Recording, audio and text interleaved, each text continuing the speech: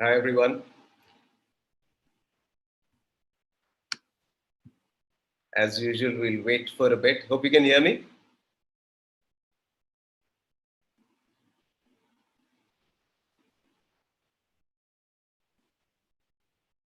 Hi, Ritik. Hi, Akash. Hi, others. Good to see a few familiar names. As usual, we wait for a bit before I start the camera. Yeah, session is after a long time, Pratik. Actually, it's been said I haven't had a session since the Achievers Workshop and the GDPI session. So I'm also a bit, what you call, excited because I haven't taken a session for a bit. Yeah, we have a long time no see. Yeah, it has been quite a long time. Yeah, and I think more or less the crowd is also in. And now it will be a trickle. As usual, what can we expect from this session? From this session, one thing that I'm not going to do is, sir, how do I choose between this school and that school? So this is not a session for that at all, right? So I'm going to take not a single question in the end, sir. Ye karu ya wo karu. You know my blog. You can leave a comment on that blog, and I'll answer to that. I'm absolutely fine and healthy. I'm good. Anubhav, yeah, good to hear that, before every exam you saw the Zen and the Art of Test Taking video. Yeah, absolutely good to hear that. Hi, Jaideep, I'm good. Aishwarya, I'm good. Yeah.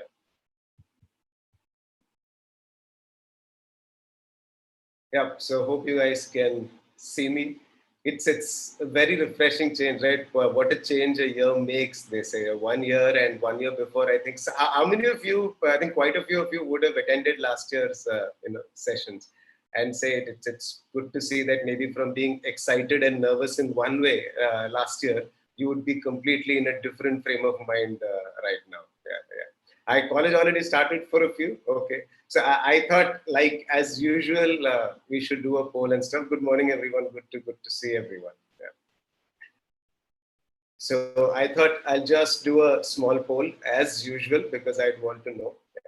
I don't. For those of you, it's the first time. I don't look at the raised hand and the Q&A. Whatever it is, I handle in the chat. Yeah. One of the old IMs, the new and baby IMs, top 30 waitlisted.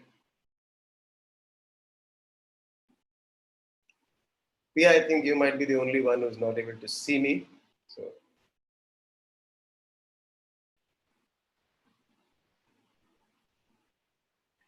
Yeah, FMS also, don't worry, Jinesh. Matlab, FMS is also one of the top 30 schools.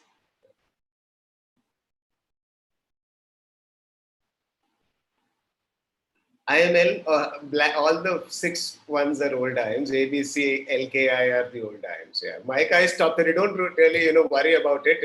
I know that all of you have got an invite I've got from a good school. Yeah, yeah. Hope all of you are able to see me.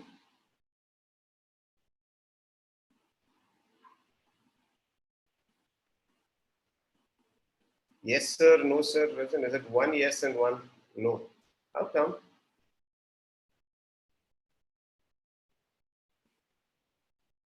Okay, those who can't see me, I have no clue why that is happening. So,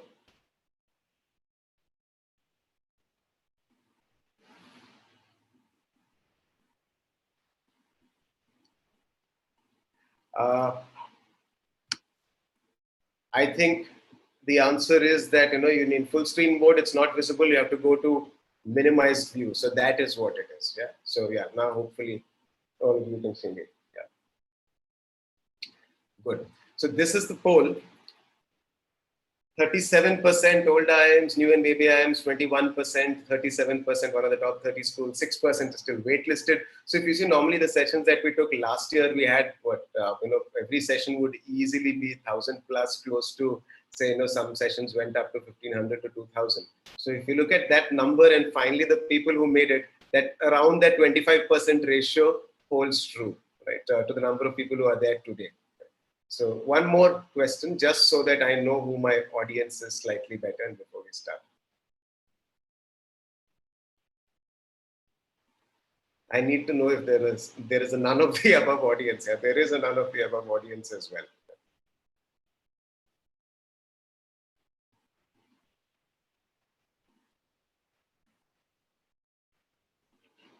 I'm a there are people who know me from, so there is a fair amount of none of the above. So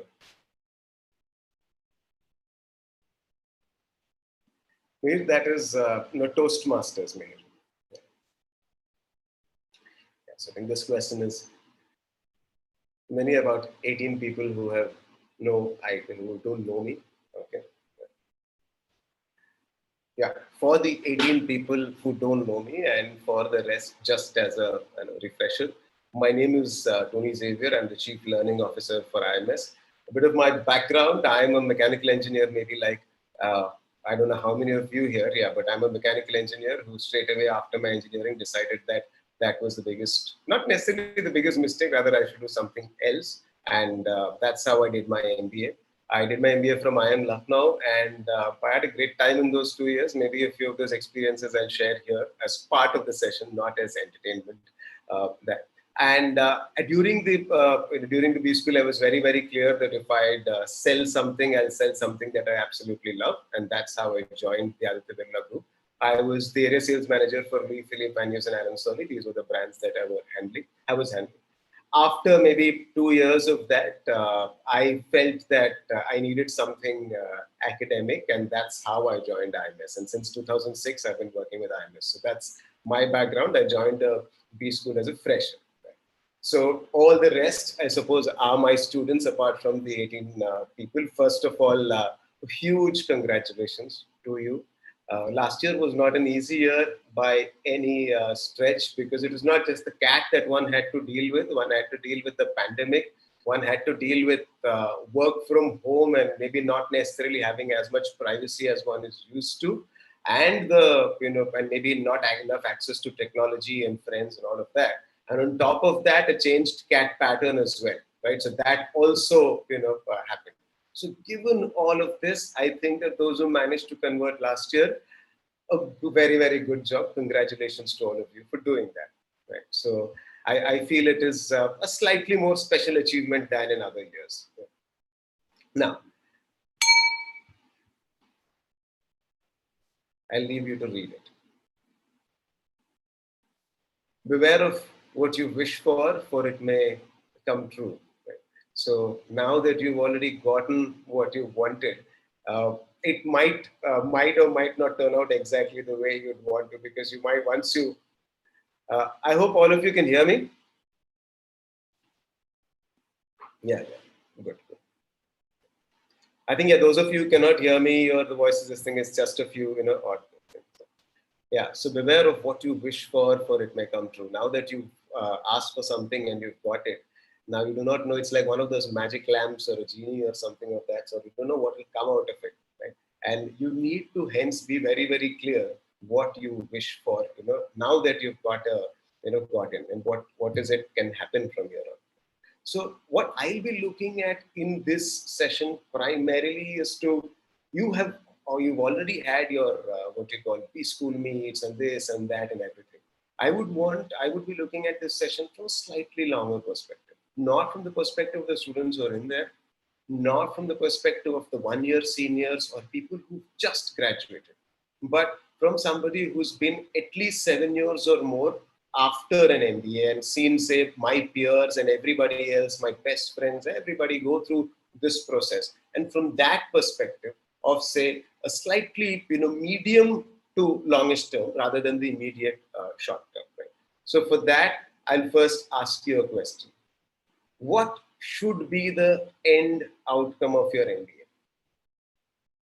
Just type in whatever you feel like in the chat. What should be the end outcome?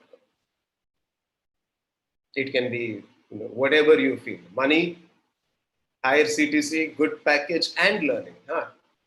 Satisfying job, financial strength, maybe placement in good place, good networking, good package to reach my max potential, high paying job, business acumen, financial independence, contextually relevant skills, confidence and network, to live a beautiful life, a good college life, overall personality development, peace with myself, peace with a good package. Okay, peace and a good package. Direction of your life for next 40 years. Out of hurt, satisfied job, happy life, improved capabilities to change my family background. I think some of these answers are good. Push to career, diversified job experience, and I want to work in area of interest, learning, find out my calling. Okay, so actually that is, I hope you have some idea, about the calling, and it's only something very specific that you'd want from this. Satisfying job with good prestige, everything at once, good networking. Okay, okay. To learn business skills. Okay, okay, yeah, fair. Now, if mostly people, to not go bald and fat, and say that that's a really good answer, right? Very good. To reach C-suite. Okay, good. So a salary package in excess of 20 lakhs, as much excess of 20 lakhs as possible. So that is the first thing that, people think of, because let's admit, Bikhari country hai, so वो उससे ज़्यादा मतलब that is what we constantly talk about कि भिखारी हैं, झोला लेके घूमते हैं.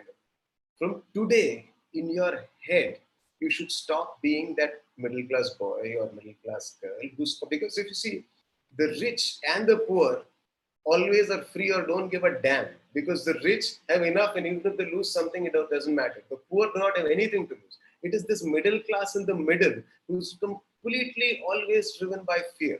So the first thing that you need to know, that once you've gotten into the top 30 schools over a period of time, this 20 lakh loan is not a big deal. It's that number is big in your head right now. It's big in your head, right?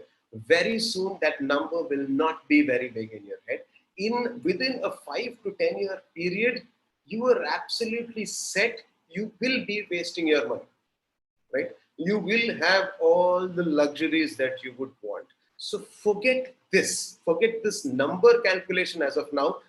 My fees is 20 lakhs, my fees is 20 lakhs, I need a CTC of this much, I need a CTC. Just because it's nothing but that Bhikhari mentality of a developing country, or rather even maybe an underdeveloped country to think of it. Yeah. So because till that thing goes out of your head, you're always going to think like a slave.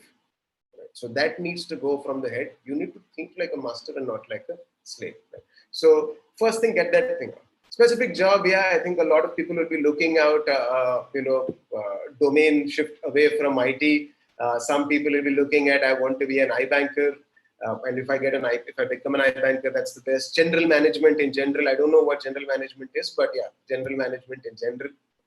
Big Four MBB, Big Four MBB. Bas, matlab a constant this thing of these two, and then the life is absolutely set. Maybe some people will be looking at supersized everything. Iske baad sab cheez ekdam what you call will be larger than life salary, larger than life, personality, larger than life, image in front of people.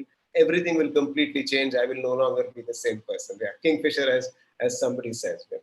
So yeah, so this might be the typical thing, but only one person gave the right answer. What should be the end outcome of your MBA? This entire course of the money that you're paying, everything is geared towards one thing: for you to become a CEO, either of your own firm or of one of the or of any of the other firms, or of any of the other firms. Is the aim to just become अच्छा मैं VP बन के रह जाऊंगा, or I will just go to senior manager level and stop there? The job is not that. When you say decide to take up cricket, and so whatever academy you go to, everything is geared towards. So this is not just your goal, but it's also what the system is geared to. Is for you to become the captain of the Indian team, right? You're not playing for anything else. Right? I'm not saying that that everybody should want to become the captain, but the slight difference between that and this is that this entire course is for everybody to become a CEO. Nobody says we want to make managers. Everybody, all the B schools say our vision is to create visionary leaders and this and that. What you need to understand here is that this 2 years that you have, while you are going in with, for you, the year that you have in mind is say 2023. But none of the contents of the course is geared towards 2023. Very, very little of that course will be actually useful for you immediately in your first gap. As an XLRA HRM grad, it might not be maybe for you to become a CU, but at least to become the chief people officer or chief human resource officer or whatever. Right? Or just you don't need to be afraid of typing that you need to become a CEO, etc. But that's, I asked you what should be end outcome of your MBA. That's why this whole course is. If you look at the course, maybe a few skills or a few tools you will learn to use better if you don't already know to know it, like like the various presentation tools like Microsoft Excel and a few say market research tools. But there'll be a few specific tools that might be important immediately after you get in. Maybe the maximum importance in the short term or immediately will be in the finance roles. But for most other cases, the entire course, the benefit of the course and the syllabus comes over a longer period of time. It is not immediate. Nobody is going to ask you the moment you're going to graduate that please help me make the strategy of the entire firm. Right? So nobody is going to ask you or tell you that. Right? So if we think of that, this is the goal. Now, if this is the goal, how do you use your tools? Because there is a huge difference between this being the goal and the goal being 20 lakh salary, iBanking, MBB, and all of that. So those are very, very short-term outcomes that you might be seeking, the end outcomes. So to become a CEO, how should you approach your 2-year curriculum? That is one thing we'll look at. So the first and most important thing is there are no subjects that are irrelevant to you. Why do they have that first year? I've seen this a lot, that people go in saying, "मैं तो marketing का बंदा हूँ, मैं तो finance का बंदा हूँ, I am a general management guy, I am a this guy, I am a that guy." You cannot put yourself into one specific box. Why do they have a common course, which has what? Which has quite a bit of finance. It's not as if the finance subjects are going to be easy for those who do not want to do finance also, because you need to know what's the P&L of a company. You need to know how to make a balance sheet of a company, right? So if you want a startup very, very soon, or if you're joining a startup very, very soon, to understand the overall financial health of that company is very, very important. So you need to know how to reach that balance sheet. You need to know how to make that, how to read a P&L. So that's not irrelevant to you, right? If you have a startup, but it's a fintech startup, wouldn't you still need to know some subjects of market research to figure out what your consumer wants? You will still need that. Every company is completely built out of people. So wouldn't you need to have a very, very good understanding of the HR subjects? Absolutely, yes. So the first thing you need to do is that there are no subjects that are irrelevant. Don't box yourself into a corner, right? Because you're not going to get a chance to learn this later. So that basic division that is there, I've seen it a lot, because even in my batchmates to everything else, and even to a slight extent with me also, that attitude was there that I am a marketing guy, so I might not pay that much interest to finance. But everything in your first year is absolutely important. From the second year, anyway, you choose. Second thing, for the first time, I know some of you are used to it. This is an applied one. Focus on learning, thinking, and applying. Our entire lives, we have followed rules. So that I need to do this homework that teacher has given. So it is a task assigned to me by someone else that I have to complete. Maybe for once, what we need to look at is, just need to completely forget that. This is not homework that teacher is giving me. These are problems that I'd like to solve, and I want to learn how to solve this problem. So the subjects also should become like that, because this is finally what you are supposed to know. Just to give a very simple example, one of a few of us, all of us who had joined the Aditya Birla group, 34-35 people, different people for different Birla group companies. But in the first year, we were having we were all together and we worked in different Birla group companies. So by that time itself, people who were in jobs that who were in firms that they really did not like, or they were assigned the firm that they did not like, they were looking out for jobs. So one guy was looking out for a job. As soon as the job interview is over, he came back and he's like, "Yeah, interview mein ek sawal puche, interest rate, inflation. How are they linked? Direct proportional, inversely proportional." He's like, "I think main bhul gaya." And I am like, and he was from a top 30 college, from a very, very good. I'm like, how can you even? Is it a thing that you forget interest rate and inflation? You're going to be an MBA. You are an MBA. There is no, it is not something that you learn for an exam, right? It is how stuff works. So there is absolutely no way that you can actually, that you can not know it. It is not for an exam, anymore that this happens, right? So that is one thing that, you guys need to look at, that the outcome is not going to be, as in whether you do well on the exam or not does not matter. Absolutely. Whether you know shit or not will really matter when you bring that to your job later. So really focus on learning, thinking, and applying, because this is not for an exam. You might have exams, but this is beyond the exam. And for the first time, you have to take that ownership, not because it is somebody else has put it, on you. It's not a task. And maybe the most, important thing. See, it's just that study based on books and case studies, or we only need some. I'm just saying, study genuinely to understand. So that is maybe what is most important. So in whatever sources, they will give you enough and more, things that, that are there.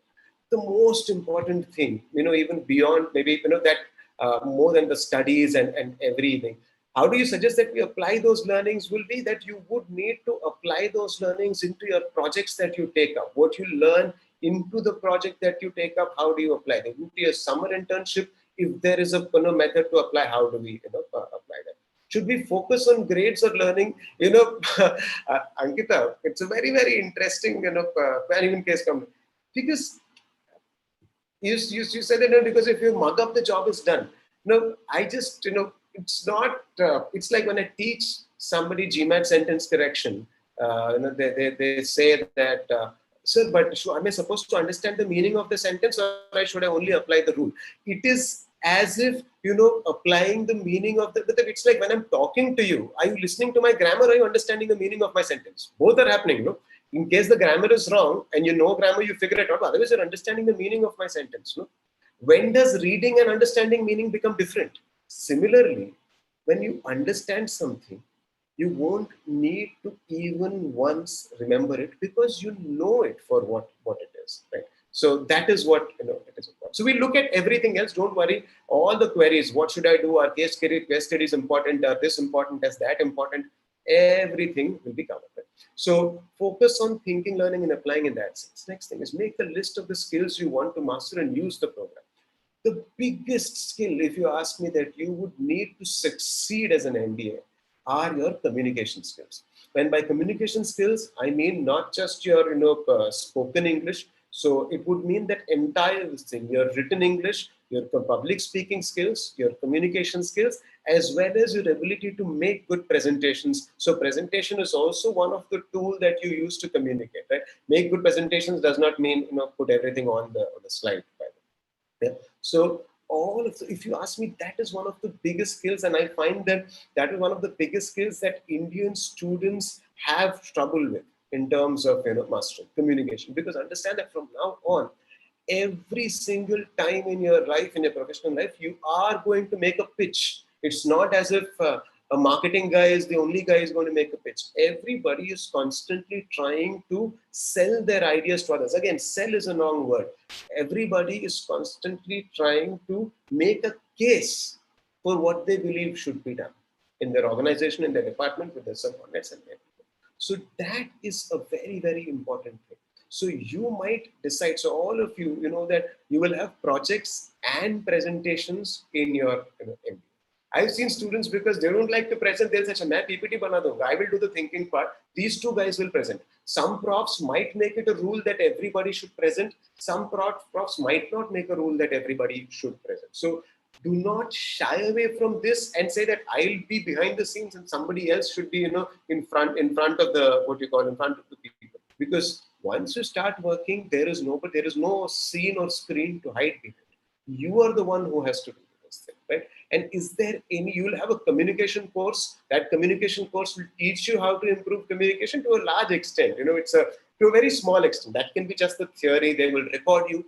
They, at least back in the day when I was doing my course, there was a communication course where they will make you make a presentation, record how you're doing, and then they will give you the feedback, right?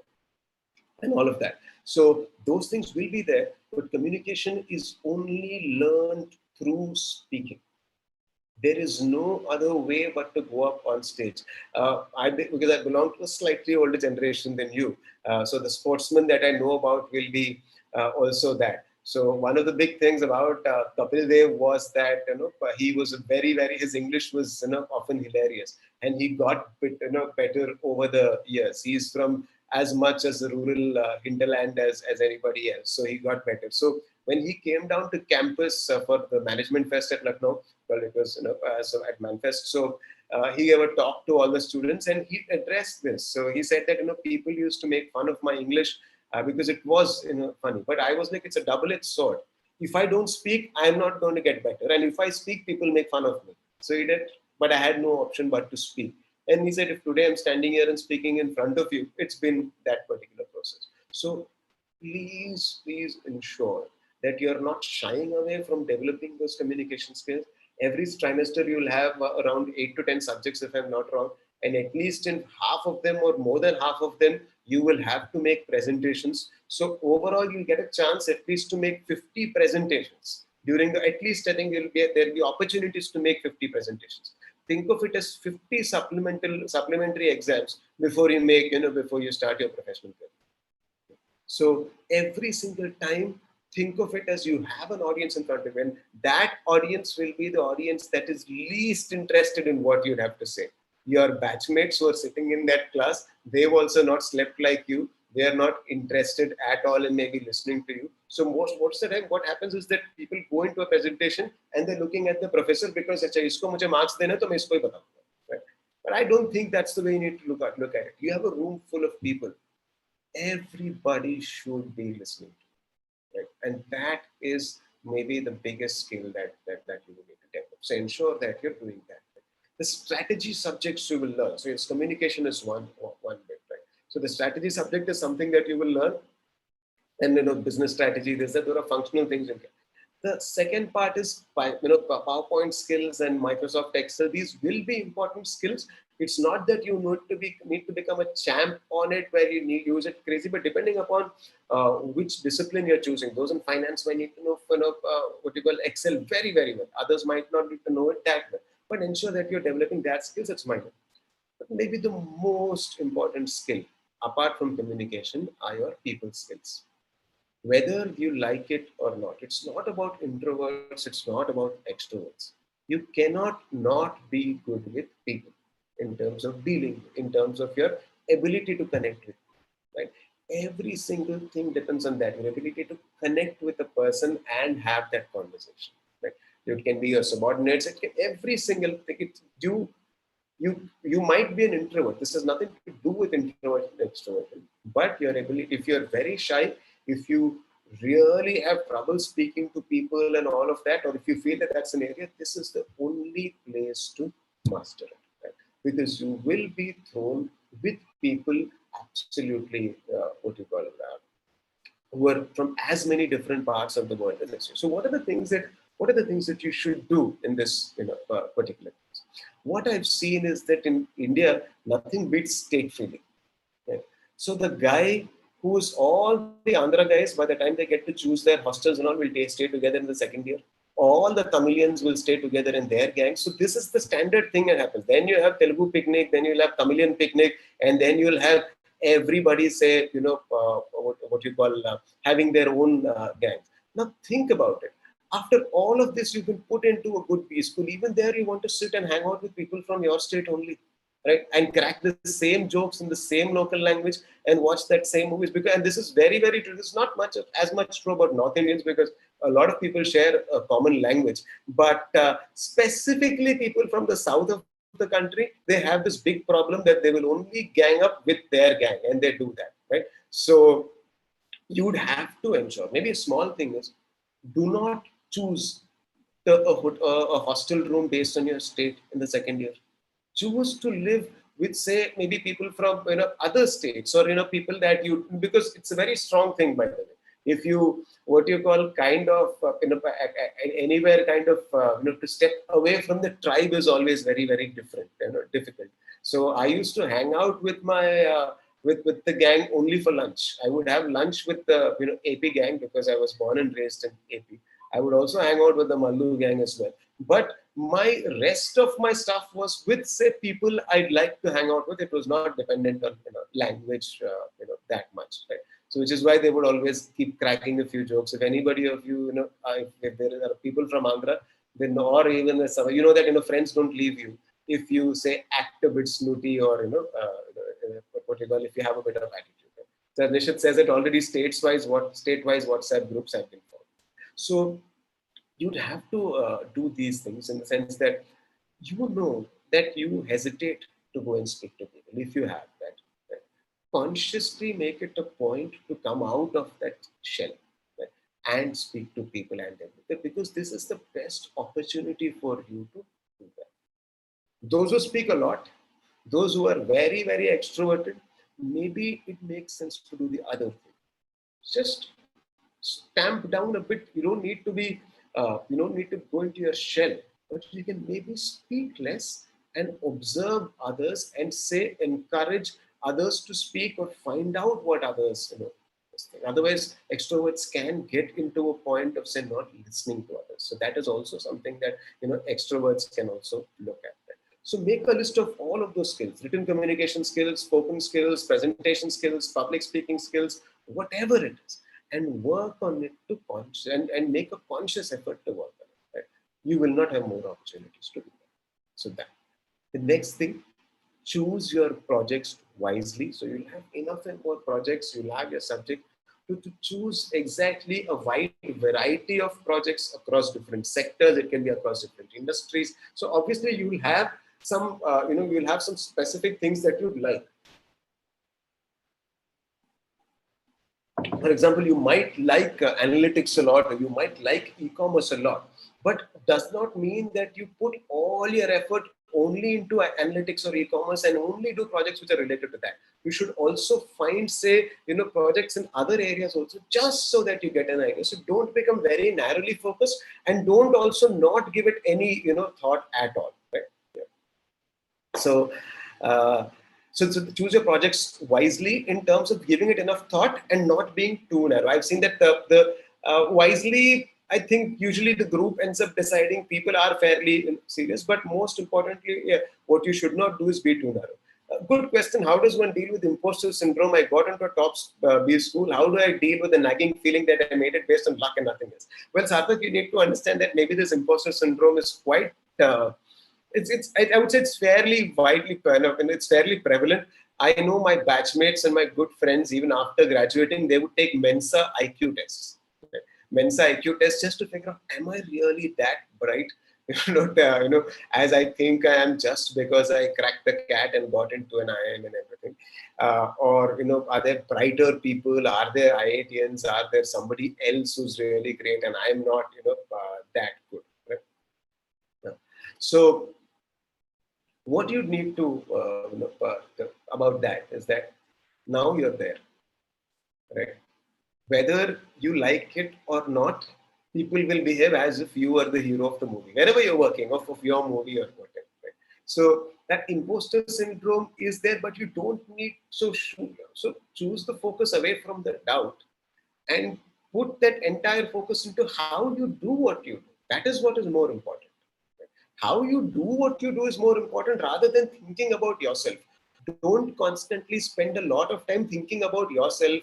Am I good? Am I this thing? What self-doubt everybody will have. We've dealt with that, this thing also. It's not as if everybody will have self-doubt. Right? So, for example, I was reading Carlos Moya say that somewhere that during this clay court season, right, when it started, Nadal needed a couple of wins over a few people, not at the French Open tournament, but way before that, to feel confident.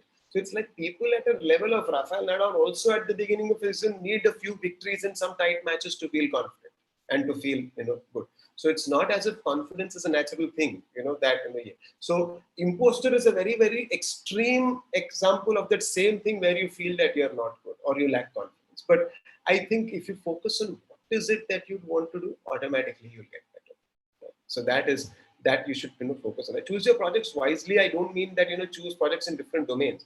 Within marketing, Suppose you'd want to, there was a question in the chat. It doesn't mean that you need to, do it for a marketing guy choosing a finance project. I'm saying within your domain also, choose that, it can be that within marketing, there are different subjects, there are different firms, there are different industries, there are, within a subject, there are different areas that you can work on. So just ensure that that spread is there in terms of what you choose, right?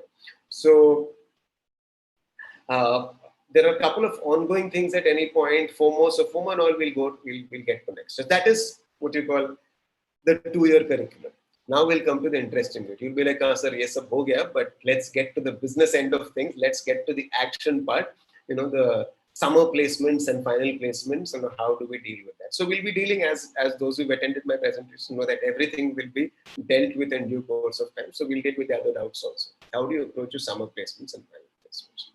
For summers, first thing, accept and make peace with yourself and your resume. This will be the biggest or maybe the toughest thing for you to do, because your resume is not going to change drastically between now and your summer placements. It's basically 3 months in. You might become part of one committee, and that's what I'm not sure if everything will be over well in time for your summer placements to happen. So essentially, whatever you are right now is what you will be for your summers. Now, why will it be very, very tough? Why is it very important to do this? All of you who are attending this session, and all the people who make it into an IIM, have made it because at whatever level you are good. Right? Even those of you who are feeling your imposter system, you might have been good in that floor of 3 apartments that you were born and raised in. There were 3 flats in that apartment on that floor, and you were the best student on that floor. Or you may be the best student in your apartment. You may be the best student in your school or in your coaching center, wherever it is. At whatever small level, you felt that you were good. It need not be at a large scale. Now imagine that they'll take all of these people, and a new normal curve will be drawn with all of these people who've done well at their own level, right? At their own, in their own bag. It can be that in your background, you're the first person to even make it to an IIM, or maybe even aspire to get into a PG college, right? To get in. Right? So all of you have reached this particular thing because you're special in your own circumstances. This is the first time that you will feel normal, that you are ordinary, and maybe others are way more special than you are, or other resumes are way more special than you. Right? So what you need to understand is that you will be rejected by a lot of firms, by a lot of top firms, right? So this is going to happen because of a simple reason that it's not that there are so many firms that are there, and almost saying there are some firms with which the entire campus wants to get into that firm, right? Entire McKinsey, the whole college wants to get into McKinsey if they get a chance. I'm sure there are people, those of you might know, but everybody wants to get it. So what will they do? What is the only option that they have? The only option that they have, can they conduct? And some of these companies have very, very long processes. Even a marketing firm like HUL, also, it's not just a big concern, have a very, very long process. How do they do these super long 3-4 round processes with an entire batch of people? Is it possible for them to do that? No. So the first thing you need to understand is that it's not possible, and hence they will end up using shortcuts. And one big shortcut that they will be using is to look at the big brand names on the resume. So far, to get into an IIM and IIT is not very important, but it will happen that people, IITians will get a preference. Yeah? It will also happen that, say, female candidates will get a preference. So I remember a student of mine telling me that from IIM Bangalore, they said, sir, first all the IIT freshers get it. Yeah, the first and most sought after resume will be that IIT fresher along with CA, CFA/MBA. So these will be the most sought after profiles. Why IIT fresher? Because best machines in the country, not used by anybody, absolutely fresh, so the firms can train them and mold them in whichever way they want. So the student was telling me the first is that, sir, all the IITians were freshers. Then come all the girls. Then come all the rest of us. The general, not general in the just the the regular men or Aam Aadmi College. What I've called Aam Aadmi College. Quite a few times. So the first thing that you need to do is accept and make peace with yourself. Because if you don't do that, what will happen is right from the beginning of that summers, you will be thinking, oh, I got rejected from here, I got rejected from there. Right? So instead of, but does it mean that there are only these, what you call, but you will get shot. I've seen a lot of them. What happens is when you get rejected, you don't actually give a good shot to the, what you call, firms that actually, give you a shortlist. You are actually crying that somebody did not give you a shortlist, but actually somebody, what about those ones who are giving you a shortlist? So don't worry about your summer placements. So I have had batchmates who wanted to get into finance and who are chartered accountants, but they've gotten marketing summers, but they eventually got something else later. So the first thing, accept that you will be very, very, normal person, that, and whatever you get, make the most of it. You will be constantly looking at these few big firms. Does that mean that all the rest of the firms that are visiting the IIMs or any other top college, all of those firms are useless? No. So I looked at it in a very simple way. This is what I am. This is my resume, right? Those who don't like me, I'm not bothered about. Those who like me, I give the best shot that I can. Right? It's as simple as that. So in a way, it's not very different from one's love life in a particular way, right? So there might be people, crazy number of people whom everybody want. If they're not interested in you, you cannot do much, right? So it's more or less the same thing. Look at what is realistic for your resume and accept that and make peace with yourself, the whole campus this thing. And when I spoke about this particular thing in terms of differentiation, it's not just IITians and non-IITians. I think those of you who saw my specialization sessions would know there are some finance firms that visit IIM Ahmedabad and say that only JEE AIR 400 and below should apply to this job. Anybody below All India rank of 400 should not even apply to this job. Now, if that is there, then what will you do? So that the differentiation happens at that level. So you know your resume, you will apply to whatever firms that you get. That will shortlist you. Nothing is in your hands. You are literally powerless. For summers, you are literally powerless. Whoever finds your resume appropriate for what you have applied to, I'm sure the placement committee, and you'll get a lot of this information once you get in. You'll get enough and more advantage in everything. So it's not Blackstone. I don't know. I think it's Matrix Capital or some this thing which does this JEAR, if I'm not wrong. So yeah. So you learn more also about the placement process once you go onto campus. But just in your head, know that I cannot do anything. I will apply to the firms I like. Whoever shortlists me, I'll do the best job that I can. That is the only thing that you need. In both of my on campus, I gave only 2 interviews. One interview for summer, one interview for final. And I converted both the interviews. Both were and the first time and immediately I got out of placements also. I didn't need multiple interviews because for whatever interview I am ready to get. So summers, ensure that you do this and don't take things too hard too much. And I'll be very, very this thing about it also. I've had students who were very, very good, but very, very good, and in terms of their capabilities, skill sets, and all of that. And they were topping their state universities and everything. But when they went to campus and they could not crack those best jobs because they're used to being the best. So it does not matter whether they want it or not. But on campus, this is the best. And because this is the best, I need it because I've always been the best. So they've actually had nervous breakdowns. Parents have had to bring them back from the campus, right? So they've faced enough and more problems because they had that, mindset rather than that only this will do for me or nothing else. So accept and make peace. For finals. Now, make a list of all the variables that matter and remember that you cannot maximize all variables. So what do I mean by this? So I'll give you a story. During my time in Chennai, one of my students, but I think he had about 3 years of work ex in IT, and or 2.5 years of work ex in IT. Went to IIM Ahmedabad, did his summers, and came back. So after his summer placement was over, and before he went back to IIM Ahmedabad, he met me, and I said, and I was very happy to meet him. How are you doing? He said, "Sir, I have two pieces of news: one good news and one bad news." So okay, I said, "What's the good news?" So he's like, "Sir, my summers went very very well. I did it at Polaris." Okay. "And what's the bad news?" He said, "Sir, they gave me a PPO." I'm like, "Why is it a bad news that you got a pre-placement offer?" So it's like, everything is great. It has a 25 lakh salary, and that they're offering 27 lakh, LPA is what they were offering him at that point of time, because he had good work experience and stuff. But I don't want to go into IT, sir.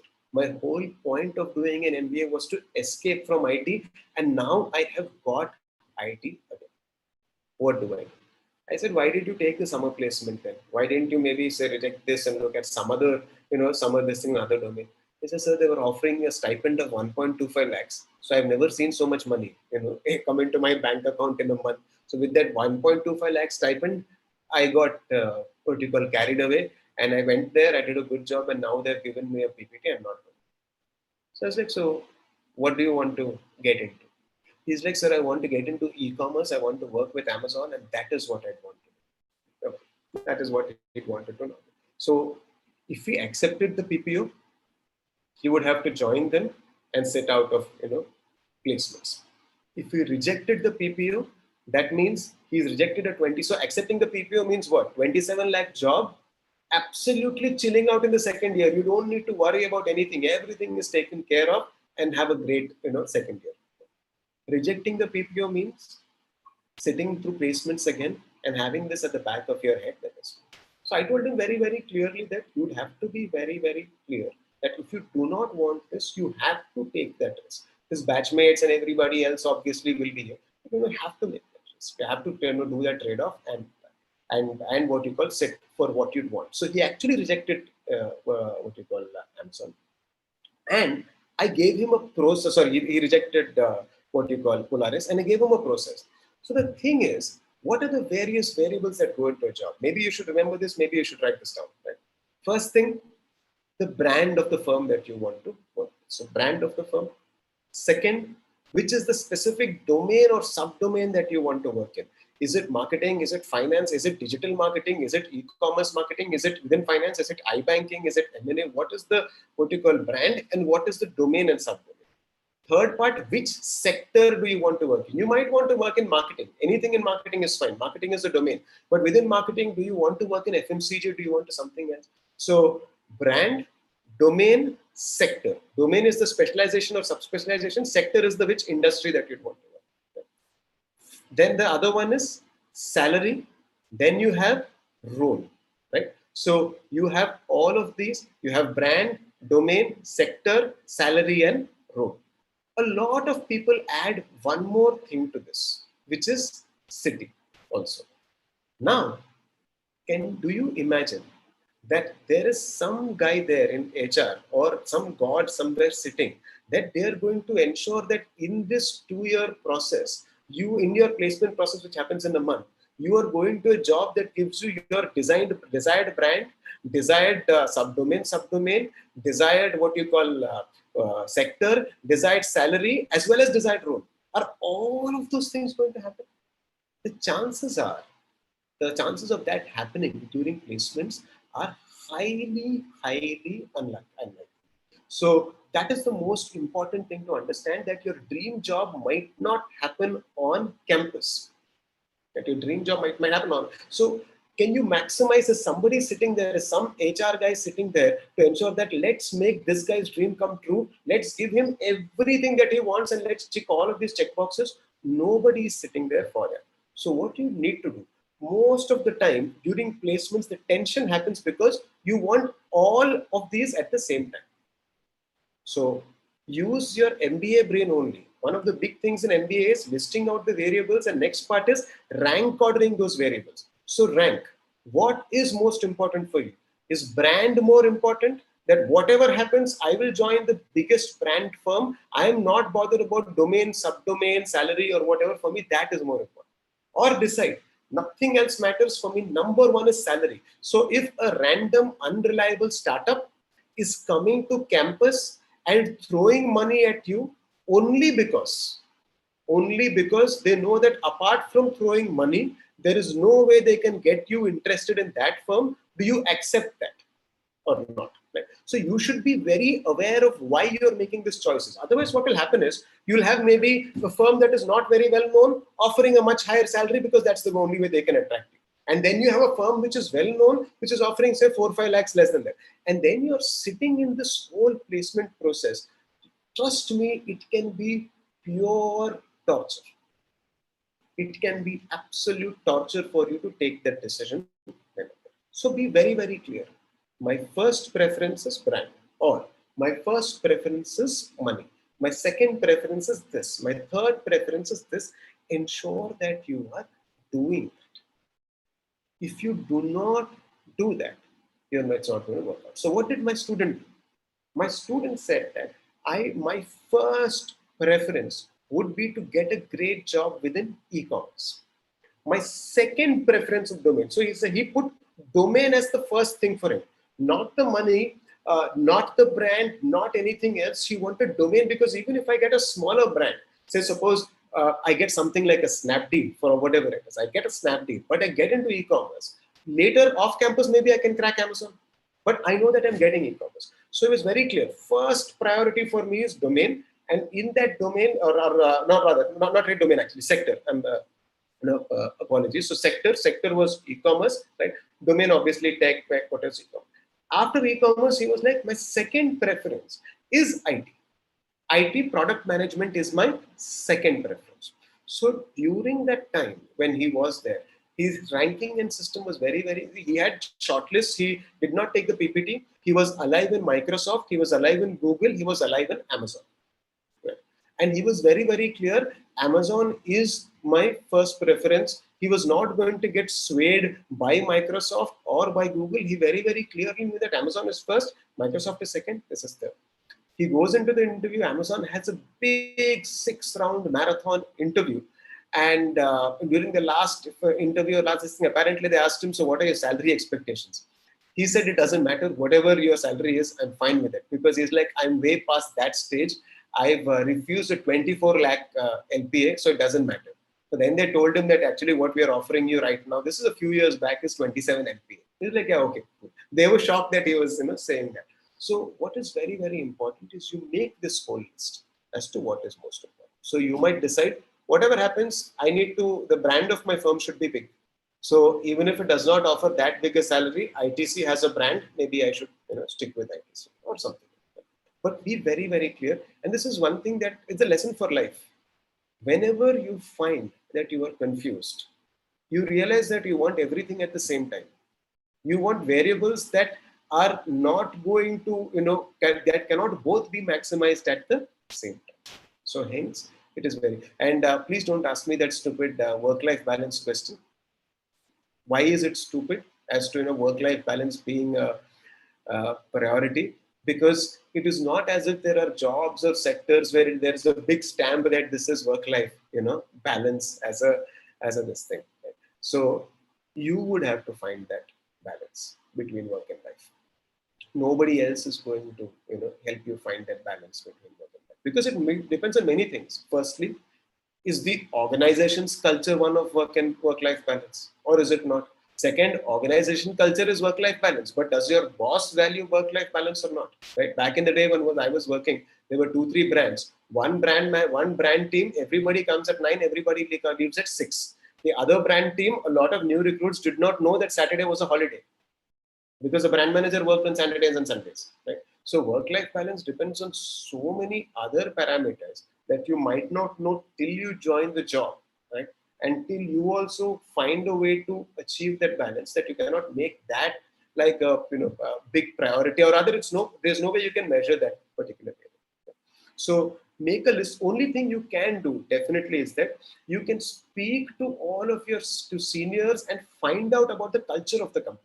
Right? So do a lot of research in terms of finding out about what the culture of a company is like from your super seniors who are working there. That will be very, very useful. So make a list of all the variables, whatever it's important. If it's money, if it is money, listen. But ensure that you have that 1, 2, 3, 4, 5. The 5 parameters listed very, very clear. Possibly the biggest advice: define your entire self into few forms. So I'm sure this. I feel this is question of dream job is the maybe the most silliest thing ever in terms of dream job. What is this dream job? How can be a company need not be a dream, right? It's a firm. It's a firm, that's it. So working at that firm might be this thing, but your entire life cannot revolve around that firm. So I've seen this so much that people go in and they put their entire self and life into one firm. It's as if their existence depends upon this firm. Think about it. It's a firm that does business. That's about it. Most of the time, the worst part I've seen is that students who did not have any dream firms before getting onto campus suddenly have gotten onto campus and have made some firms their dream firms all of a sudden. So a B school is not very different from a reality show like a Roadies or a Splitsvilla or whatever it is, because you have a bunch of highly competitive youngsters going after a few things as if their entire life dependent on it. Right? And it becomes absolutely crazy. So I'm like, okay, what does this dream firm mean? Does it mean that all the other firms do not even deserve to exist? Apart from McKinsey, there is no other firm that even has a right to exist. And do you know one McKinsey guy? If anything, McKinsey guys have been infamous and not famous. Rajat Gupta, at the ex-McKinsey head, was infamous. He went to jail. What is it that a McKinsey guy has ever built? Again, this is nothing against consultants. I'm saying that you might like it for a glamour or for whatever it is, your perception of it, but don't make that the be-all and end-all of your life. So, for example, a batchmate of mine was obsessed with TAS. TAS. If it is Tata Administrative Services or nothing. So all of his projects were around Tata companies, right from the first year. Everything is Tata company. So he's taking a different Tata Administrative Tata Group company and making strategies in it. Very capable guy also. Cracks the TAS first round, cracks the TAS second round, goes into the the final interview, which is a chairman's round of interview, 3, 4. I don't know whether the process more or less is the same, even if I'm not wrong. Where a Tata Group CEO would interview you, or maybe a group of them, and he sits and he's explaining his projects and what strategies they should follow. Do you think they'll take that nicely? A B school grad who's just not even out of his B school, teaching strategy based on some small project that they've done on campus. Didn't go well. What happened? Draupadi Vastraharan happened over there, and the metaphor is wrong, pardon. So essentially, it's not an example to be given. So essentially, he had the worst interview possible and he got kicked out, not perceived as cocky. It's not about attitude. Basically, it just became that he might not have enough information. Imagine you do a project for 1 month or 3, 4 weeks, and from whatever little idea you have, you will have very little. What is the knowledge asymmetry between the guy who's worked in that firm and the guy who's just done a project? That gap will be huge, right? So that is very, very different. So Shreya, the question, how does one decide on the variables like domain and sector? I'll take that. So that is very, very huge. So he put his entire 2 years only into that. I'm sure he would have benefited by doing other projects. This becomes very, important, because when you get way too obsessed with that, you forget that guy will always know more than you, right? So you need to be focused on your, skill sets, right? As to what you have and what you can bring, and know a bit about the firm, but not, show as if, you know everything about their strategy also, right? So I remember I also had a task process. And I cleared the first round of the chairman's round of GD, where the 12 people have a common GD. So there are 12 GD topics. It's 12 GDs or 10 GDs within one GD. It's a board of, chairman round of GD means that one person goes at a time. And for the first round, one person goes, picks up a chit, reads what is there. That's the business problem or a group discussion problem. And you're the chairman of the board. You have to read it, to discuss it with the rest of them. So each and every participant gets to be the chairman and do this group discussion. So essentially the process is very long. So that round I cleared, wasn't too much of a difficulty. Second was the summer placement route where you have to present your summer placement. So my summer placement was with the Aditya Birla Group only, but it was not a PPO. I didn't get a PPO. For the summers, they came as a firm, Madura Garments. As what you call, for finals, they came as a group and recruited, for the group. So second summer placement was that, and my summer project was I did the launch for a low priced variant of shirt at that point of time called Van Heusen Fundamentals. I made the launch plan for that. I go into that presentation, and the guy who was taking that presentation from Tapatas was the head of West Side. Right? So he was the CEO of West Side, and here I am sitting there. I start my presentation. First question was, what is the cloth composition of the shirt that you are marketing? How much percentage cotton? How much percentage polyester? And with that question, I knew that this process is done. I won't try to fight too much. I won't try to get aggressive and make it because there is no way that I will know even something remotely close to this industry that much that he knows. So I knew then and there, if not working, I stepped out. For others, for example, the guy did his project in a finance firm or a financial services firm, and this guy is from, say, Tata Steel. So that guy would not have as much idea about, say, financial services sector, and hence, they got it. So one big important thing is, do not invest yourself into few firms. There will be many other firms. It is almost as if I feel it is very, very unnatural, because during placements, what happens is I've seen people crying. They're sitting there crying during placements. When you say 3-day placements, it is very, when people say XLRI placements completed within 2 days, 180 students placed within 2 days. Do you know how big a pressure cooker situation that is in terms of this one? You will be, I think I gave in, say, one morning slot, I had 13 GDs back to back. I applied only to marketing companies. I got shortlists from every single marketing company, and I had to give 13 GDs back to back and then go to my top rank company and do an interview.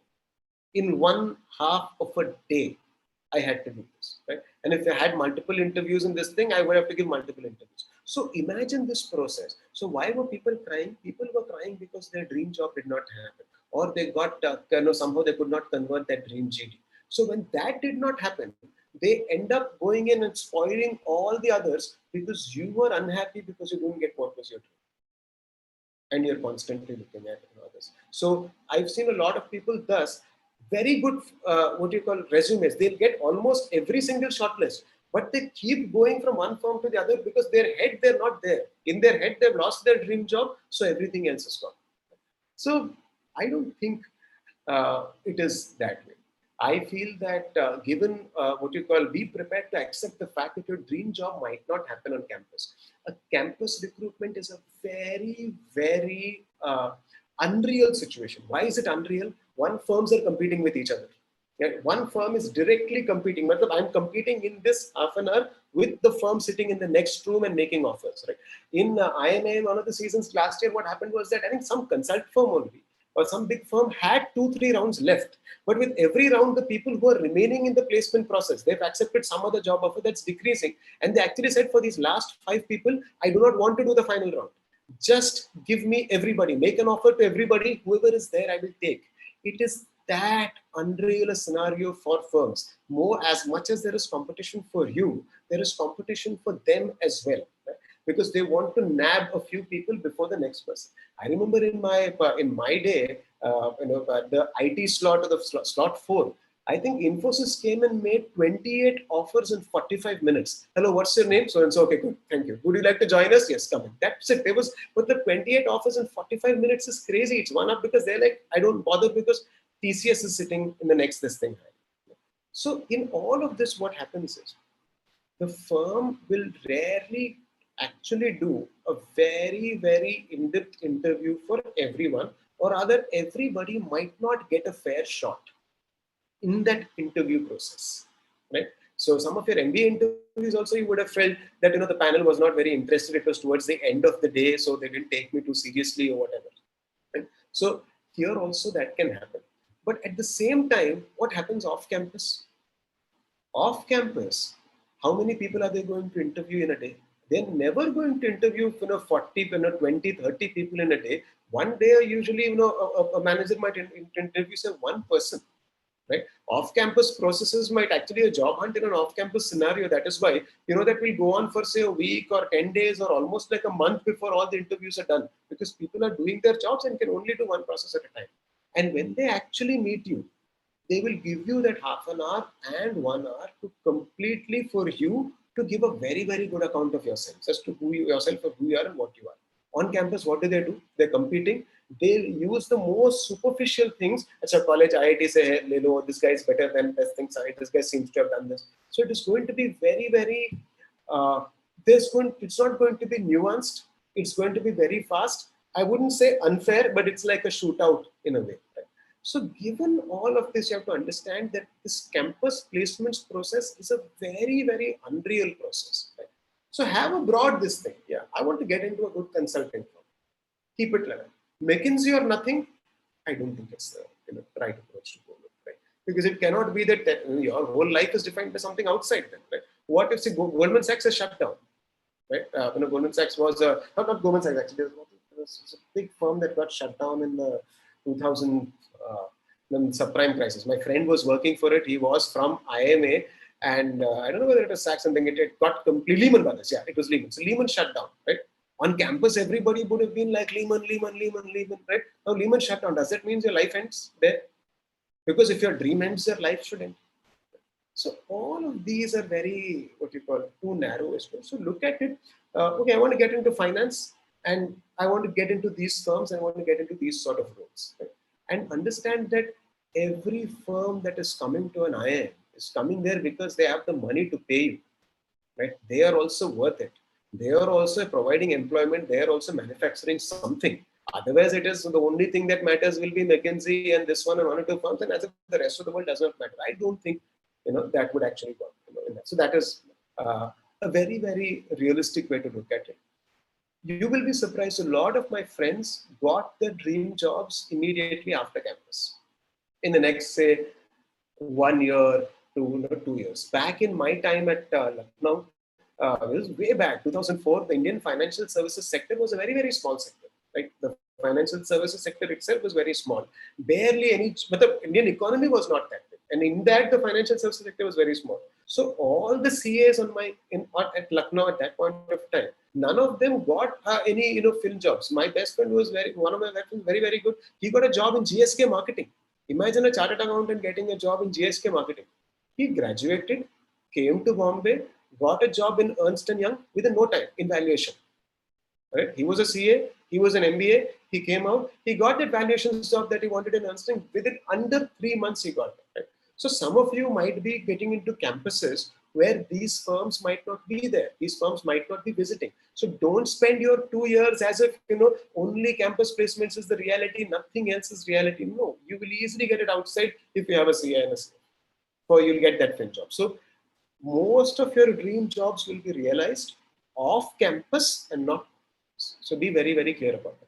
Other thing, so first salary is very important. I heard first salary is very important. First salary is not important at all. It's just a myth that if you start at 14, then I will get it. See, after a point, your salary will be determined by the worth that you bring to the table. My best friend who went to Cal absolutely chilled in Cal. What do I mean by saying chilled? By chilled, I mean that he had no attendance. He didn't attend any classes. He just absolutely chilled out and finished second last in the batch. He finished second last in the batch, and they had to wake him up to go for placements because he was not even bothered about placements. And when what is that talent? I do not know, but that was a specific talent for that particular time. Off-campus placements is as easier because you'll get to know all your jobs. That are there through your alumni groups. You'll have the IIM jobs portal. You'll have enough and more. You'll find it how to do it. Right now, it's like when you were in 6th standard, that 6th standard math seemed tough, but once you reach 7th standard, that 6th standard math seemed easy. Right? It's the same shit. You will find that off-campus seems like a big thing. You'll easily get it later. So my friend started with a very, very subpar job. In terms of average salary, it was say almost 50% of the average salary there, right?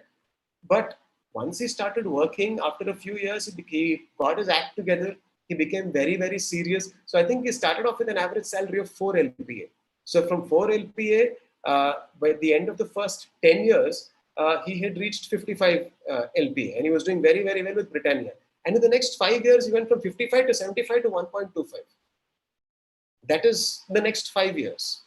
55, 75, 1 point, because he'd gotten very, very good at his job and he understood what marketing was. And people were fighting for it, right, in terms of here. So even there, what you call, even later, this whole thing of what you call, he had a job with Mintra and he had a job with something else. So we had to figure out which one to approach when there was a particular logic that I used. The logic I used was that Aboff wants to become in 3 years was Mintra, what Mintra is right now. So might as well join Mintra right now and take it 3 years away from Aboff. So that was the whole idea. So they were online fashion, so they were also into it. So this whole first job is very important, and this thing absolutely, all of those things are there. Yeah, he ended up on campus. He got a 4 lakh job in marketing. Right, on campus he got a 4 lakh job in marketing, but you will get that because they finally woke him up. He went for a GD and this thing, and one guy was speaking so much shit, but then he felt that this guy is stupid, that he could not stop reacting, and he reacted and he spoke in that GD. And once he speaks, you have to shortlist him because he comes across as exceptionally intelligent and articulate. So they saw that and they're like, okay, we need to get this guy. So that, yeah. So again, so as I said, from 55 at within the five-year span to move from 55 to the offer of 75 and 75 to 1.25 at Amazon is very, very quick, and he cleared all of that. So don't worry, don't bother about that particular part. Right? So all of this, what you need to know is that be more realistic and relaxed. Don't get caught, because this FOMO and everything else, you have to realize in physics there is this concept called resonance. I know most of you would know it, right? If say everything is being banged with one frequency, all the other things also start vibrating at the same frequency. Right? That is exactly what happens in a B school. This firm X, everybody starts saying it's a dream firm. And then suddenly you also, without realizing, you start wanting it, and you feel as if you don't get into it, your life will be a waste. But just ensure that it doesn't happen. All of them are firms.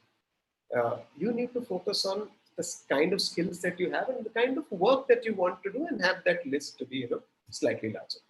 So now that we've gotten this out of the way, we'll go to the next thing, which is how should you approach your on-campus activities. So on campus also there will be constantly tons of activities, because everything is you have committees, you have placements, you have this, you have that. So everybody is running after everything. So before everybody says learn to think out of the box, learn to think out of the box. You need to be creative. You need to be this. You need to be that. But before that, learn to think beyond the bullet point. What do I mean by learning to think beyond the bullet point? If you do things only because it has a CV value, right? You might be whatever, but over the longer term, you'll never be a leader or anything, because you're always looking at fitting into something else. You're always looking at maximizing some equation. Right? Yes, go after what you call case competitions. Go after what you call some clubs and committees, but go after them because you like to do it.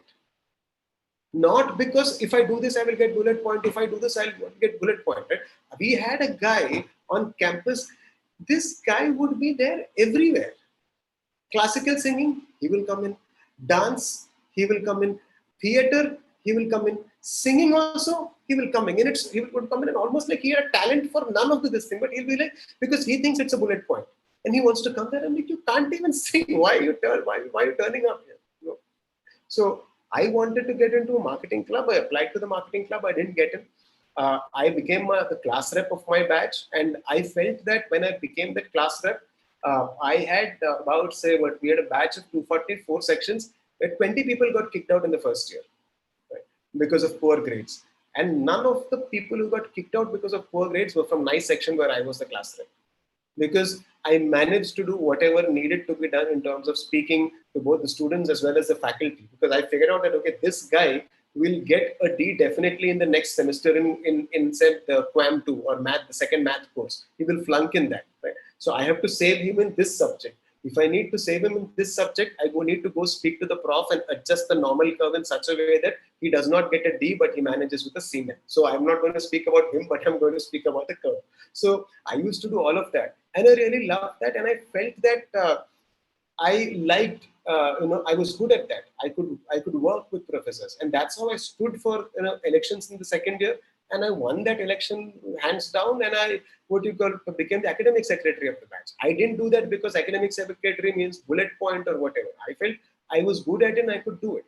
And similarly, I liked singing a lot, so I joined the band, and I was fairly good at it. So I joined the band. So I was the lead singer for most of the English songs. I would sing Western songs. I would sing. The rest of the guys would sing the other stuff. I was very much interested in dramatics. So 2 years we had NSD National School of Drama people coming onto campus and spending almost say 1 month with us, and we would put up a professional grade play. And the play also was professional. The were not performed, not a children's play, but say plays by Molière or Shakespeare or that sort of stuff. And we used to perform that in a college fest. And they would stay with us on campus. It was good 1 month to 45 days. And that was a very good experience. I liked music, as I said, so I also learned classical music from this Bengali prof who was there. He used to teach classical music on Sundays, every Sunday. I felt I really liked it. And at the seniors convocation, we had sung the invocation that was. All of these things were done because I liked it, not because there was a bullet point. It just happened that obviously all of these skills are things that what marketing firms look for, right? Because they look for an extracurricular this thing. They know that. So you need to just broadly know that all of my interests and these things are something that my firm likes, or not my firm likes. Other, you don't need. You just do what you'd like. And I got every single marketing shortlist that I applied to, because obviously the CV had a position of leadership and extracurriculars, so it was absolutely fine. So if you make your job like I have to get into something or the other, you will end up being disappointed, or it's again everybody in the college cannot get into clubs or committees or whatever it is, right? So some people get into clubs or committees, some people do not. So do what you like to do. If you like marketing and you want to get into marketing, apply to the marketing clubs. If you like sports, absolutely enjoy and play that sports and win whatever it is, because that will also help. I think those who attended that all about specialization session would get an idea. So approach your on-campus activities that way. Right? Do as many things as you can. Essentially, do not go there, okay, first term, I thought I was very, very good. I didn't get that high a CGPA. I wanted to get into a couple of clubs. I didn't get into those clubs. So I've seen a lot of people, one batch just decides to chill. They don't do anything. They're like, abhi to kuch hone wala nahi hai. But the people who got into clubs are the people who do stuff. I am just here to chill and enjoy and not do anything. And a guy who's working with me, so every year we get people who work with us also and then make it. So he was saying that he has the tendency. Either he works very hard or he completely sits back and gives up. Right? So ensure that you don't go into that. Do as many things as you can. Do some for work and some for pleasure. So it does not mean that every single thing that you take up has to become this bullet point, crazy, bullet point thing. Not necessarily like that. Right? So I remember in the second year, I had gone to learn French. They used to teach French on campus for free. And I went to learn French because the teacher was very, very good as well. So usually the first year people take it so that whenever they go to Europe on a student, those who want to go to a student exchange, because they can learn French, then traveling Europe will become easy. So they used to take it. Second year people, there is no gain, but there is no short-term gain from learning French. But I felt I was a student council member, so I couldn't go on an exchange program. So I was on campus. I thought they were teaching, so let me go in the second year. So I walk into the class and my juniors are like, sir, why? How come you are here?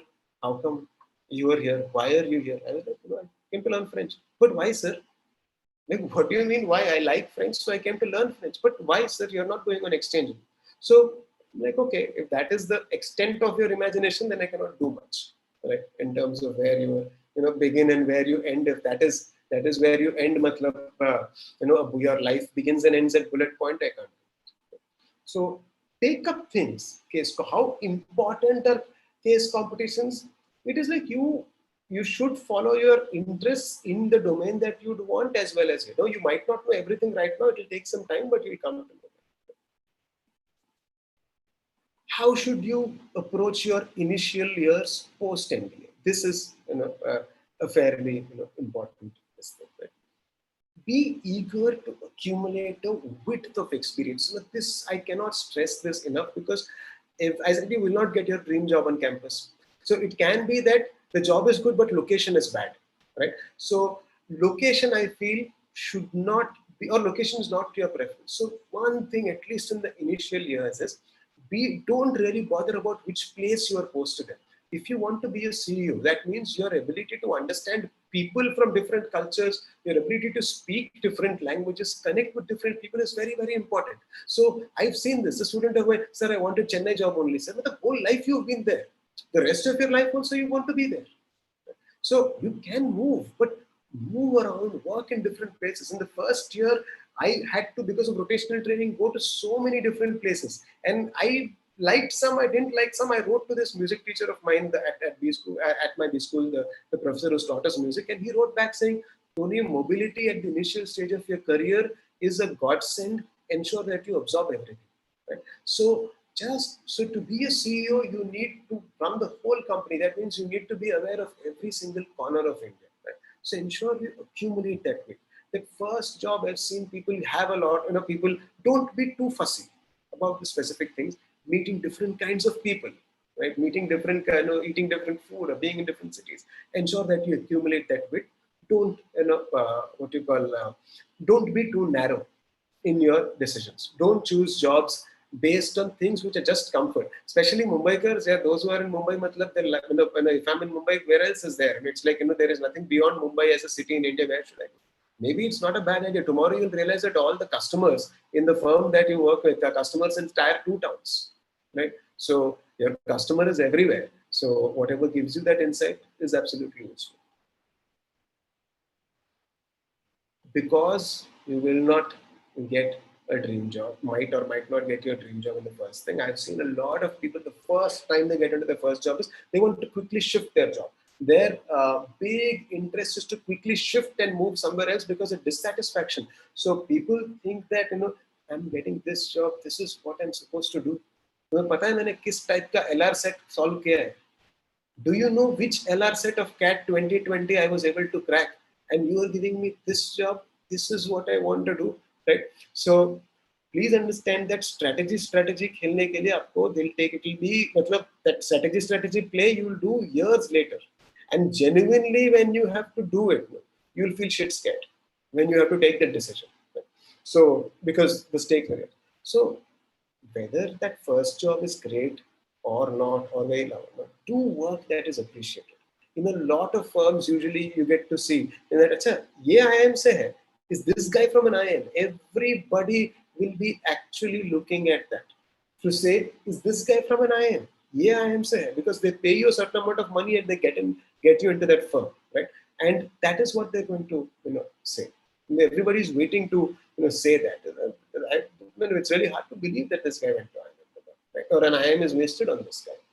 So you might be like, if I want to do, I can do anything, but this role is not very interesting. So don't really bother about it. Do work everywhere that is appreciated. Find a mentor to guide you. So you'll be meeting people in your alumni meets, you'll be meeting people through various things. So it would always help if you have somebody, a mentor, a senior or a super senior or somewhere. It can be that you meet this person during your summer placement. So somebody who has at least 7 more years of experience than you, who has that 7-year advantage over you, that person would have seen enough and more from. So for example, if you want to find out how is this role in this firm, what is the culture in this firm, that firm. So, or you are later doing a job search, you want to speak to somebody, what do you think? Is this a right decision? I'm doing this. Because you'll realize that you will need that mentorship throughout your career. So if you can find a mentor 7+ years your senior, if it doesn't need to be from your own college, it can be somebody who's not even your direct guide in your summer placements. Right? It can be somebody who's working in that firm, is not your guide, but in your summer placement firm. So ensure that you don't say, I want to make me a mentor or whatever. People like to give advice, and yeah, so they will help you. So ensure that this happens, because your immediate seniors, 1 or 2 year seniors, they will not have that perspective as to what pans out over a period of time. That thing is, some people should, like, just like in chess, your ability to see 7 steps ahead is very, very important. Similarly, or whatever number of steps ahead. So this is very, very understand what networking is before you network. People like, yeah, I need to make network, I need to make network. So network means how many phone numbers I have, how many people I can collect. I know this guy, I know that guy, and I'll say, connect with everybody everywhere. One of the most important things of network is that you are a node in a system, right?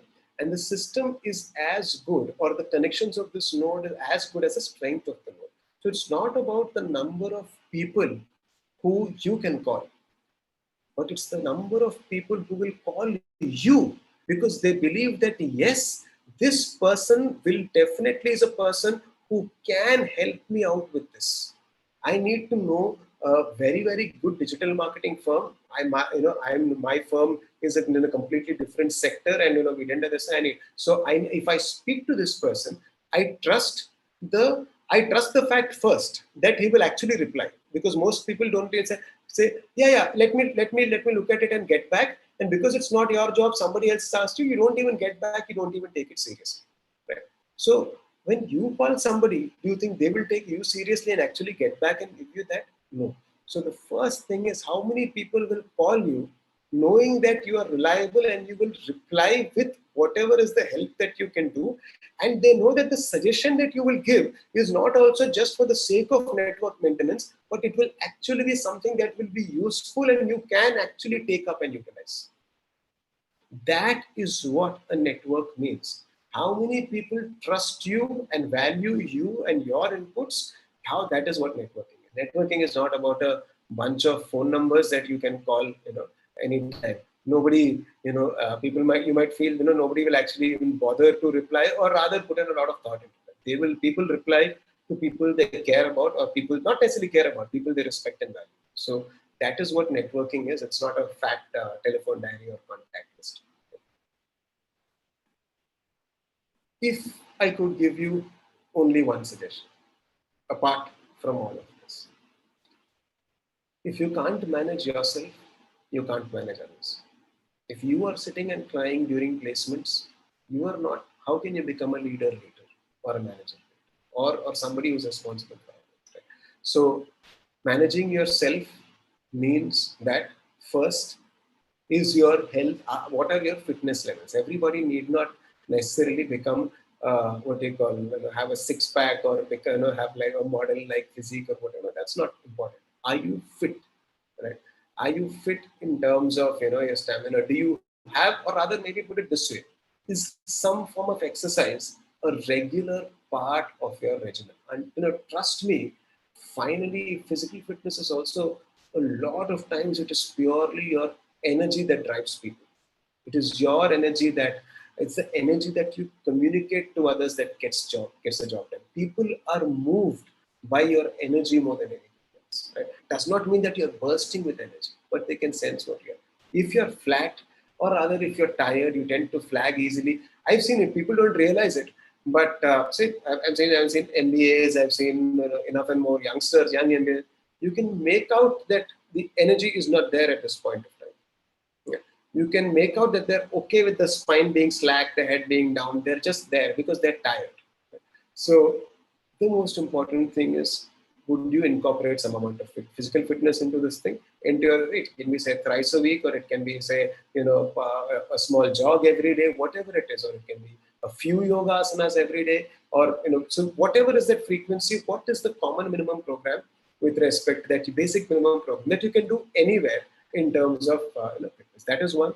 And the second part is managing your head, managing your body, so you can have a fit body but completely out of control mind. So I've already done enough sessions on that. So consciously taking up breathing and meditation practices is absolutely a must. So that work-life balance that you speak about, that first balance should be inside. The first thing that should be capable of taking stress are your body and your mind. Right? Most of the time, I've seen it through my personal experiences also, that I didn't even know I was under stress. I was working purely on insane amount of adrenaline, right? Crazy adrenaline. I was working on that. I didn't even think I was under stress. It was only later I knew, I was under so much stress, right? And only when you look back, you can see all the symptoms. I was talking a lot. I was eating a lot. I was, all of these small things, come in. So you need to ensure that that small bit, that small bit of breathing and meditation is that one part where you're actually setting the compass right, right?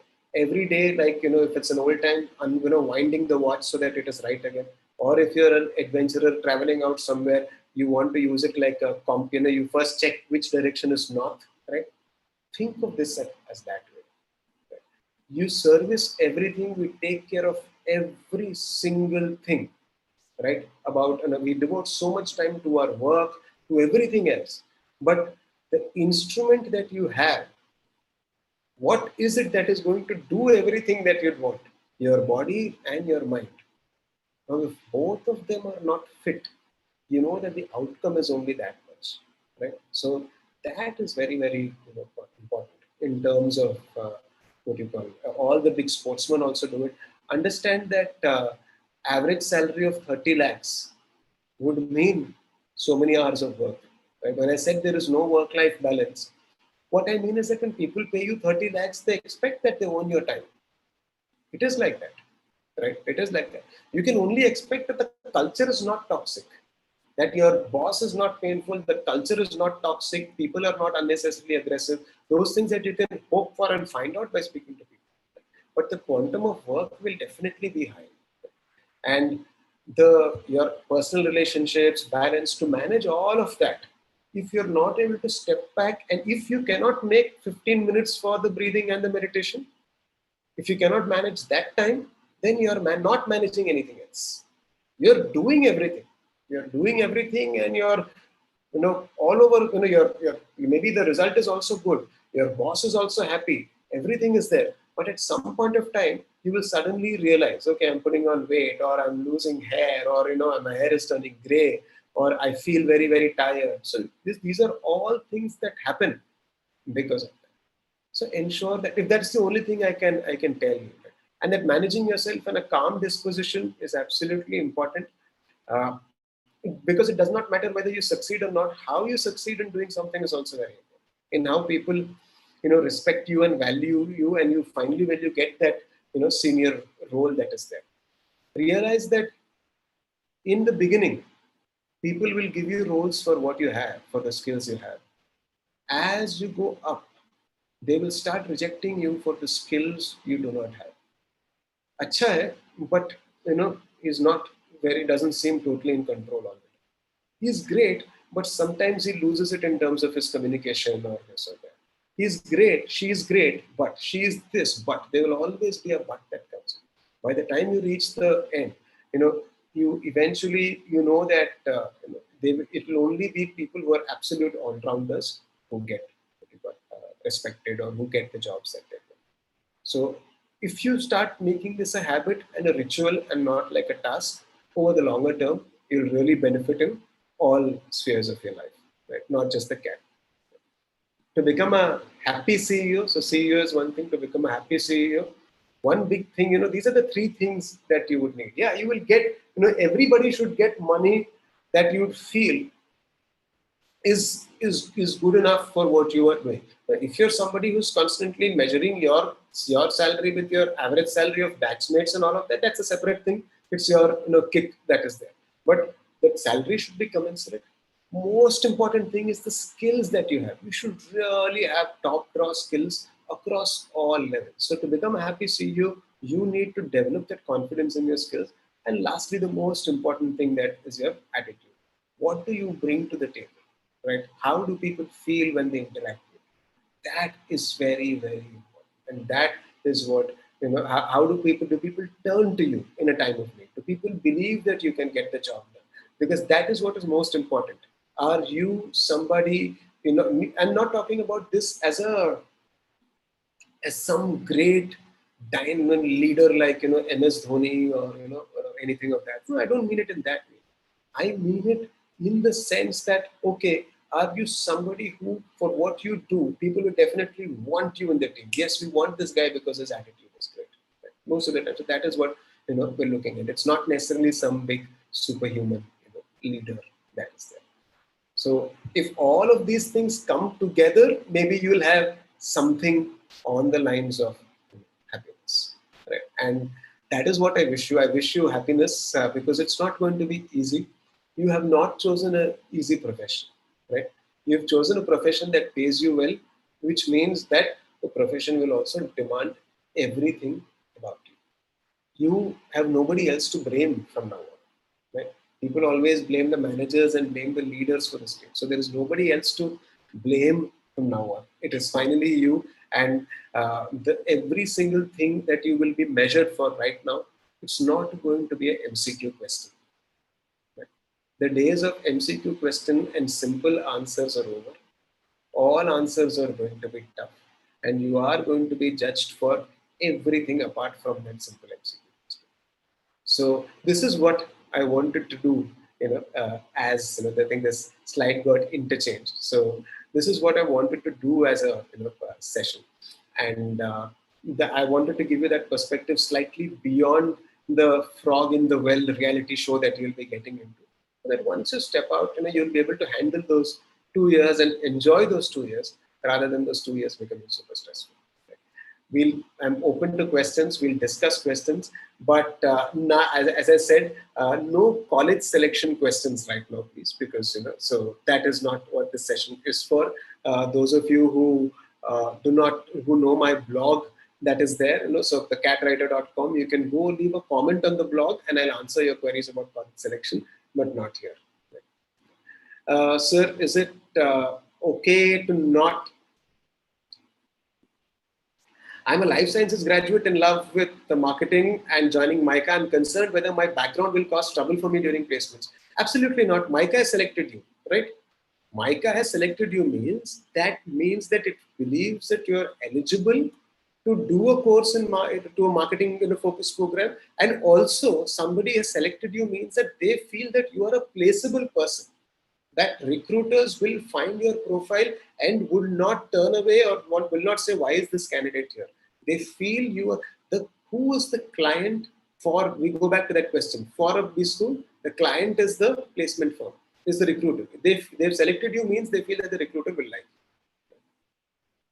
Any tips for online MBA? At least I do not know any tips for online MBA.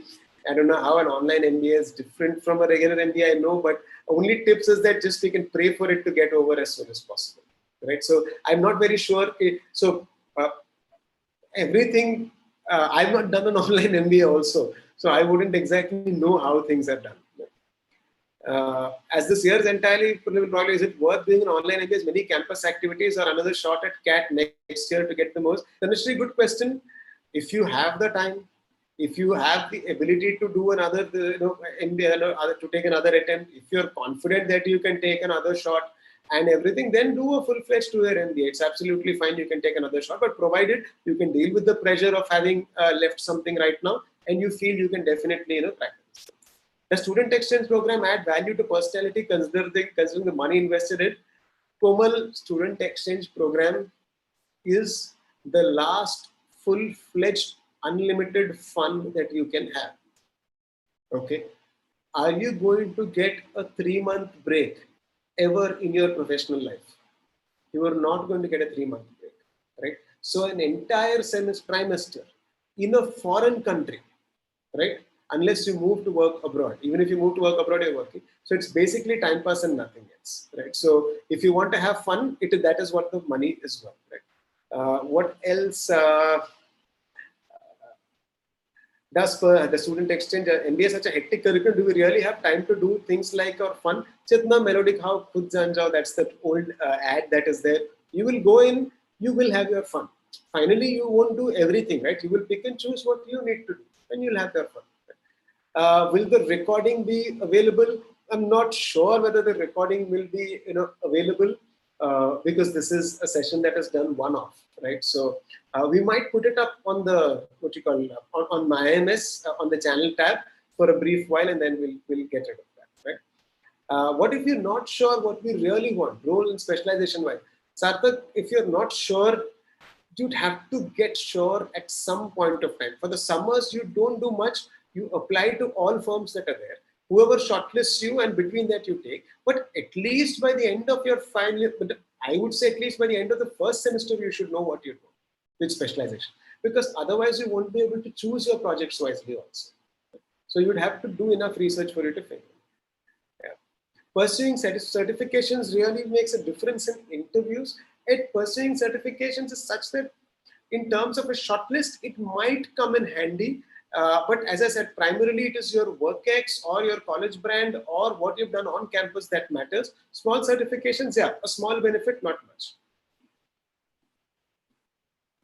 How to decide like variables and domain sector for a fresher who really does not know what kind of work is under what domain. See, by domain, I meant marketing, finance, operations, general management. So for that, once you get onto campus, you should know whether, I've done this, share this, the two super large, huge webinars on specializations from a career perspective. It's on YouTube. You go to the IMS India YouTube channel, you search for my name, you'll get a playlist all about specializations. Go through that, you'll get an idea. But you, at least before at the end of, by the end of first year, you should be able to. Are you more keen to marketing in this thing? But if that is as late as it can get. Will making a list of the companies you would like to work for now itself make a sense too early? Making a list of companies right now is too early. But the other things that I spoke about, you can think about that. I want to work in finance. That is my most important goal. Or you can say that this company is my most important. So will we get the PPT in the email? No, you won't get this PPT in the email for everyone. For summers, it's advisable to apply only to those companies as per the intended specialization. So, good question. You might put it up in a sense that you might apply to some other domains as a backup, right? So it just depends upon your risk-taking appetite. Suppose in your specialization there are enough and more firms, and you know that you'll get one of them, it is fine. So it is just that.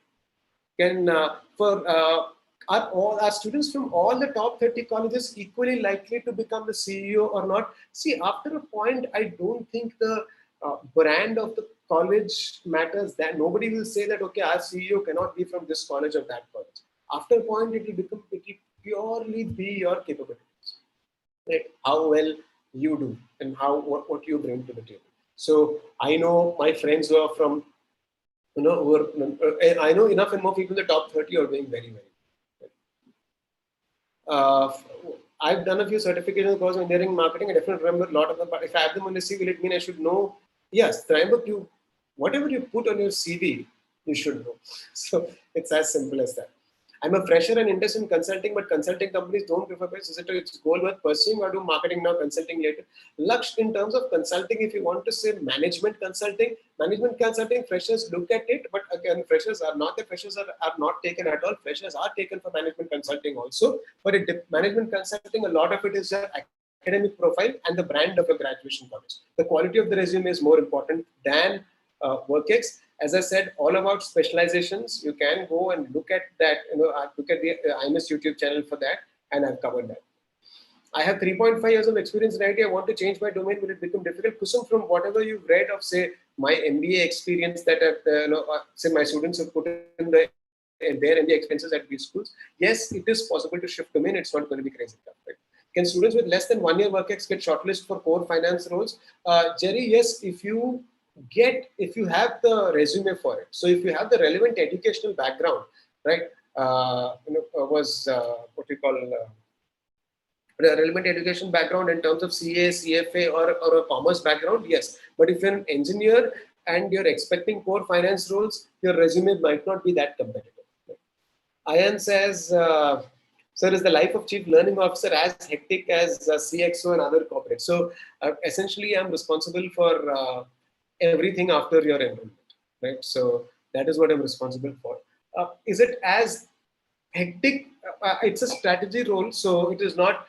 We're a small firm. We're not a very, very big firm, right? So IMS is a fairly small firm, so hence it is not very, very hectic for me, right? So in terms of skills, money, attitude, whatever, I know that the bigger the firm I work for, the more money they'll pay me. and the more money they pay me, the more of my time they would want.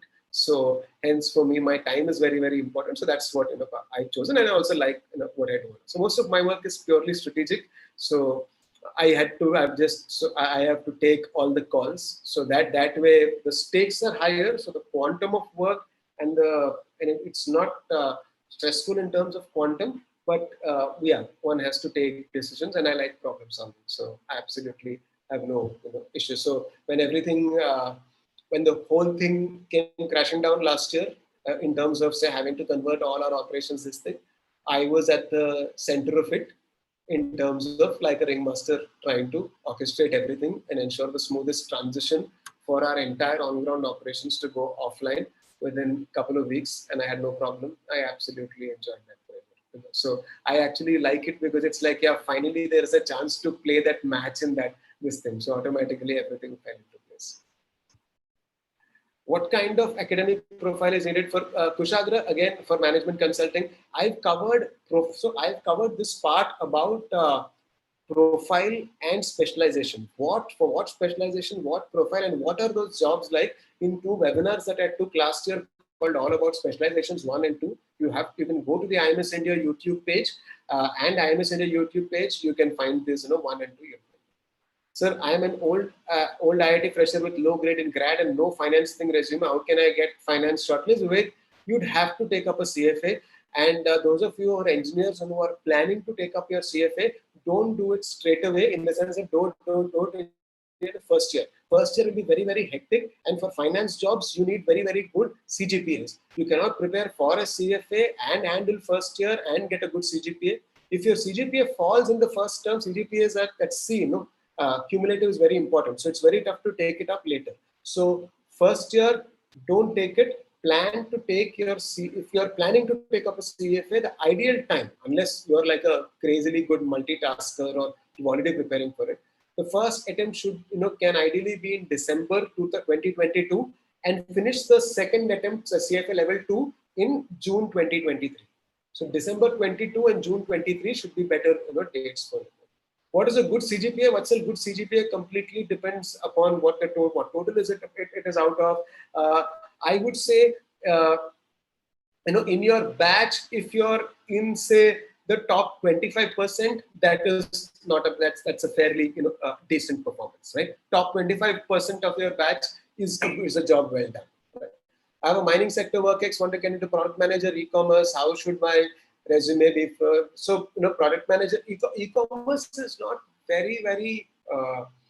They're not very, very focused because there is very relevant direct e-commerce experience. So maybe if we can look at some courses in logistics, or I don't think there is anything specific that you need to. They look at good quality work ex. So a student of mine with the ops specialization and 3 years of work experience in NTPC, he got into Amazon in logistics. So it's definitely possible. Is 998 good acads? Yes. I meant being top 25%, top 25 mean academics. Yeah, I meant academics overall. So if we had, because somebody asked me what is the good CGPA. So if you have 300 people, you're in the top 75 students, your CGPA is the top 75. That is a very, very good job. That is what I meant. This one, student exchange is not considered an achievement at all. You're supposed to go on student exchange and achieve a few things and come back. Yeah. So yeah, Vivek, you have to look at a CFA and nothing else.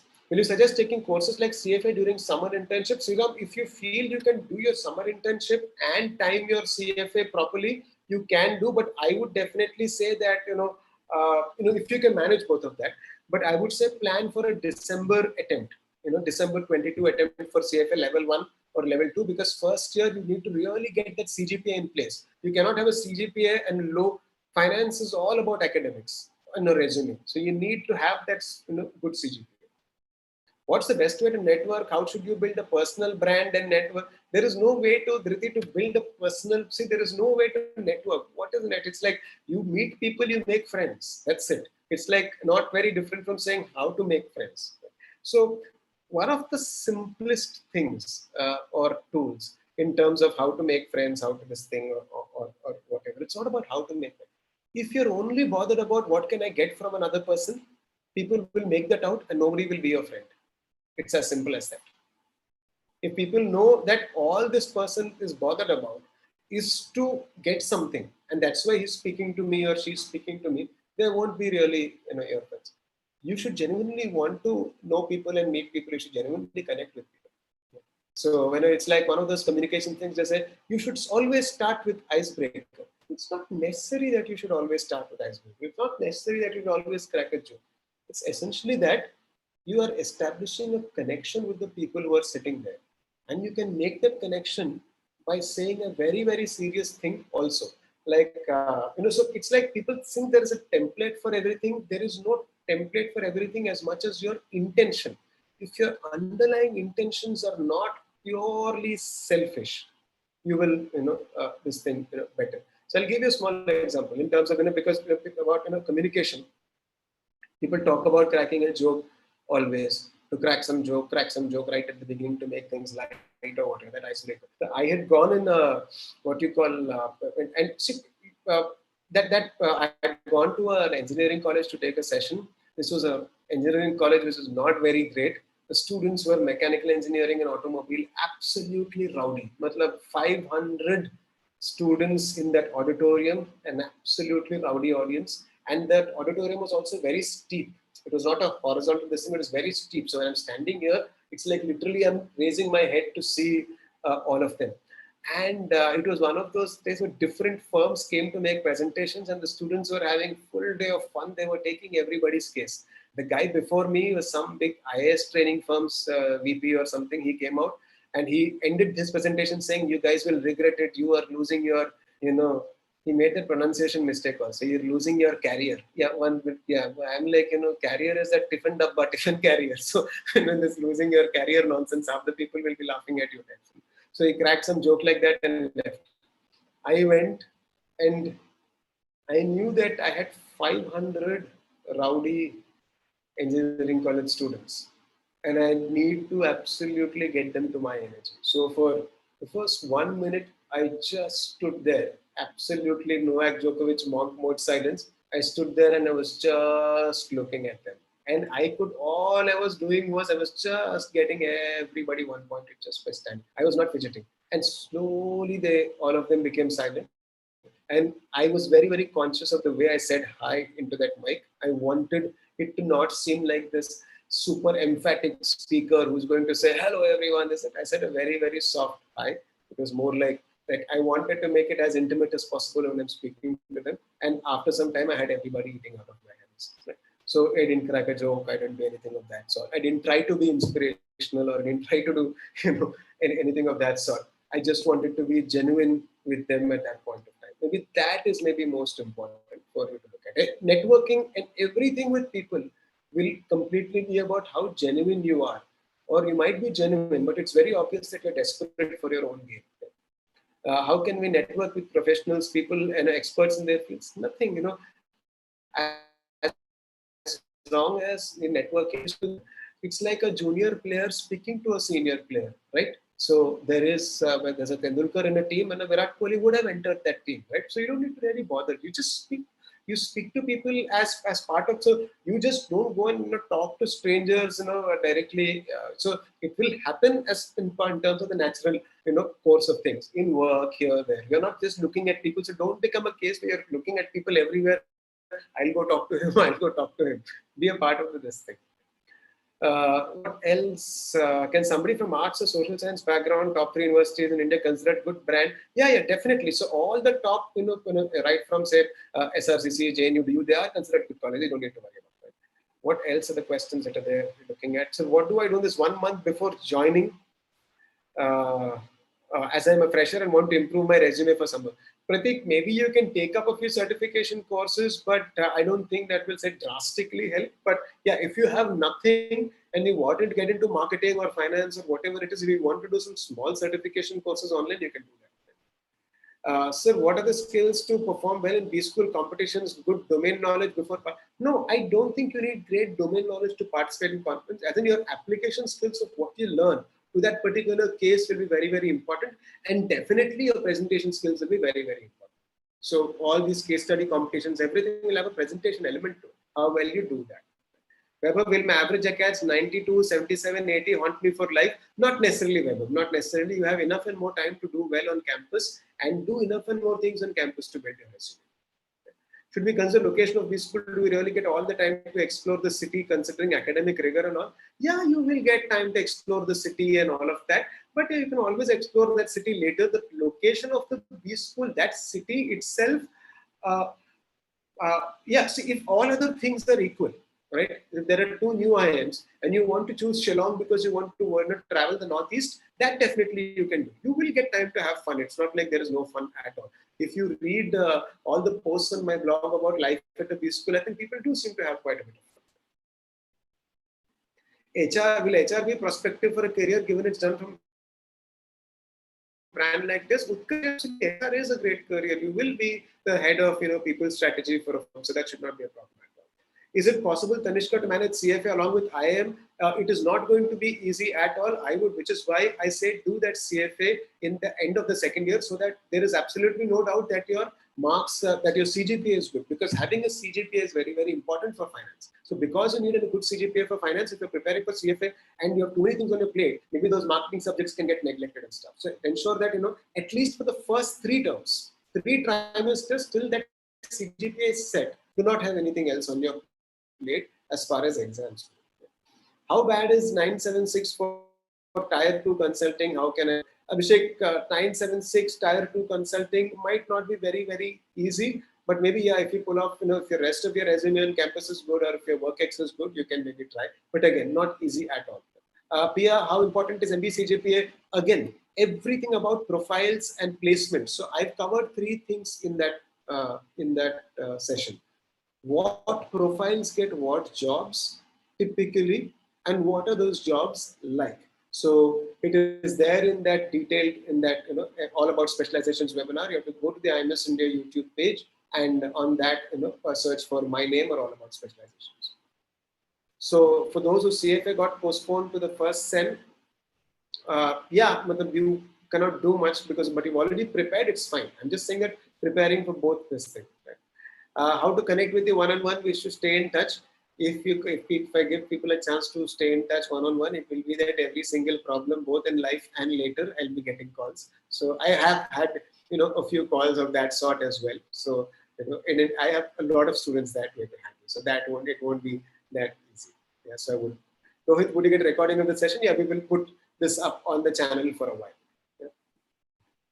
Yeah, so I think it's good to see a few of those names again. That I know Trayambak's name, I remember quite a bit. Prasoon, I remember. Weber Gupta, I remember. Who else are there as people? The names that I can remember. Avirag, I think I can remember from my blog, if I'm not wrong, or even here. Avani, any tips for freshers who are starting B school? Freshers starting B school, it's just that. In the sense that try to learn as much as possible about the domains and about the careers and about firms, so that you can choose what you choose wisely, or make that fit between you and the domain correctly. So apart from that, I think freshers are good. Which is better, student exchange or being part of a college committee? Yeah, Videep, it completely depends upon your resume and what you'd want to do, right? So if you feel that your resume otherwise is fairly strong, and say women have it easier in the sense that people don't look at, if you're a woman, they don't say that if they have 5 parameters, even if 1 or 2 parameters does not match, they'll still give you a short list. So student exchange is the most fun time that you can have. And so if you can do that, you should go do that. Right? So it should not be too much of a mistake. As you mentioned, very few get dream job at campus placements. While selecting B school, should we choose college with safe placements or college where we'll get more to explore? I don't understand. I'm not really sure what you mean by that. See, dream job, I usually mean by people having 1 or 2 firms that they want to work with. But every college will have a fairly large number of options for you to choose from. You won't get your dream job does not mean you will not get a good job. You'll get enough and more good jobs. What is the shortlist prospects for people with more than work ex, like 4 or 5 years at old times? I think, Tushar, you will obviously a lot of jobs might not. Recruiters might not look at you for a lot of roles. So the number of shortlists will be fewer because some of those roles they're looking at freshers or people with lower work ethics. So it won't be easy. But the fact is that it's like saying that, out of there are, say, 100 things on the table, but straight away knowing that neither will you like those 50 roles or neither will those 50 roles be offered to you, right? Because you will not like to start as a fresher, right? With nothing, like a rank fresher with zero work experience. You would expect something that is commensurate with 4 to 5 years of experience. So similarly, it will be that out of 50, maybe only 50 are applicable to you, and you also would be vice versa. So that mutual thing will work out for fewer firms, but that is fine. My college has a batch for 600. How does that change my approach? Anish, batch can be 600, batch can be 900. You do your best to see wherever you fit in. So wherever you finish. So that's about, I don't think it changes drastically in any way with respect to huge batch sizes. You just, figure out what you need to do. So down the line, is it easier or difficult to switch roles from consult to general management, IT to consult? Yeah, it is. From consulting, you can switch to other roles. From other roles to consulting, also, yes, provided your experience is relevant. It is possible to switch. I've had friends who joined FMCG and then joined consulting firms later, like McKinsey and all later. So that will not be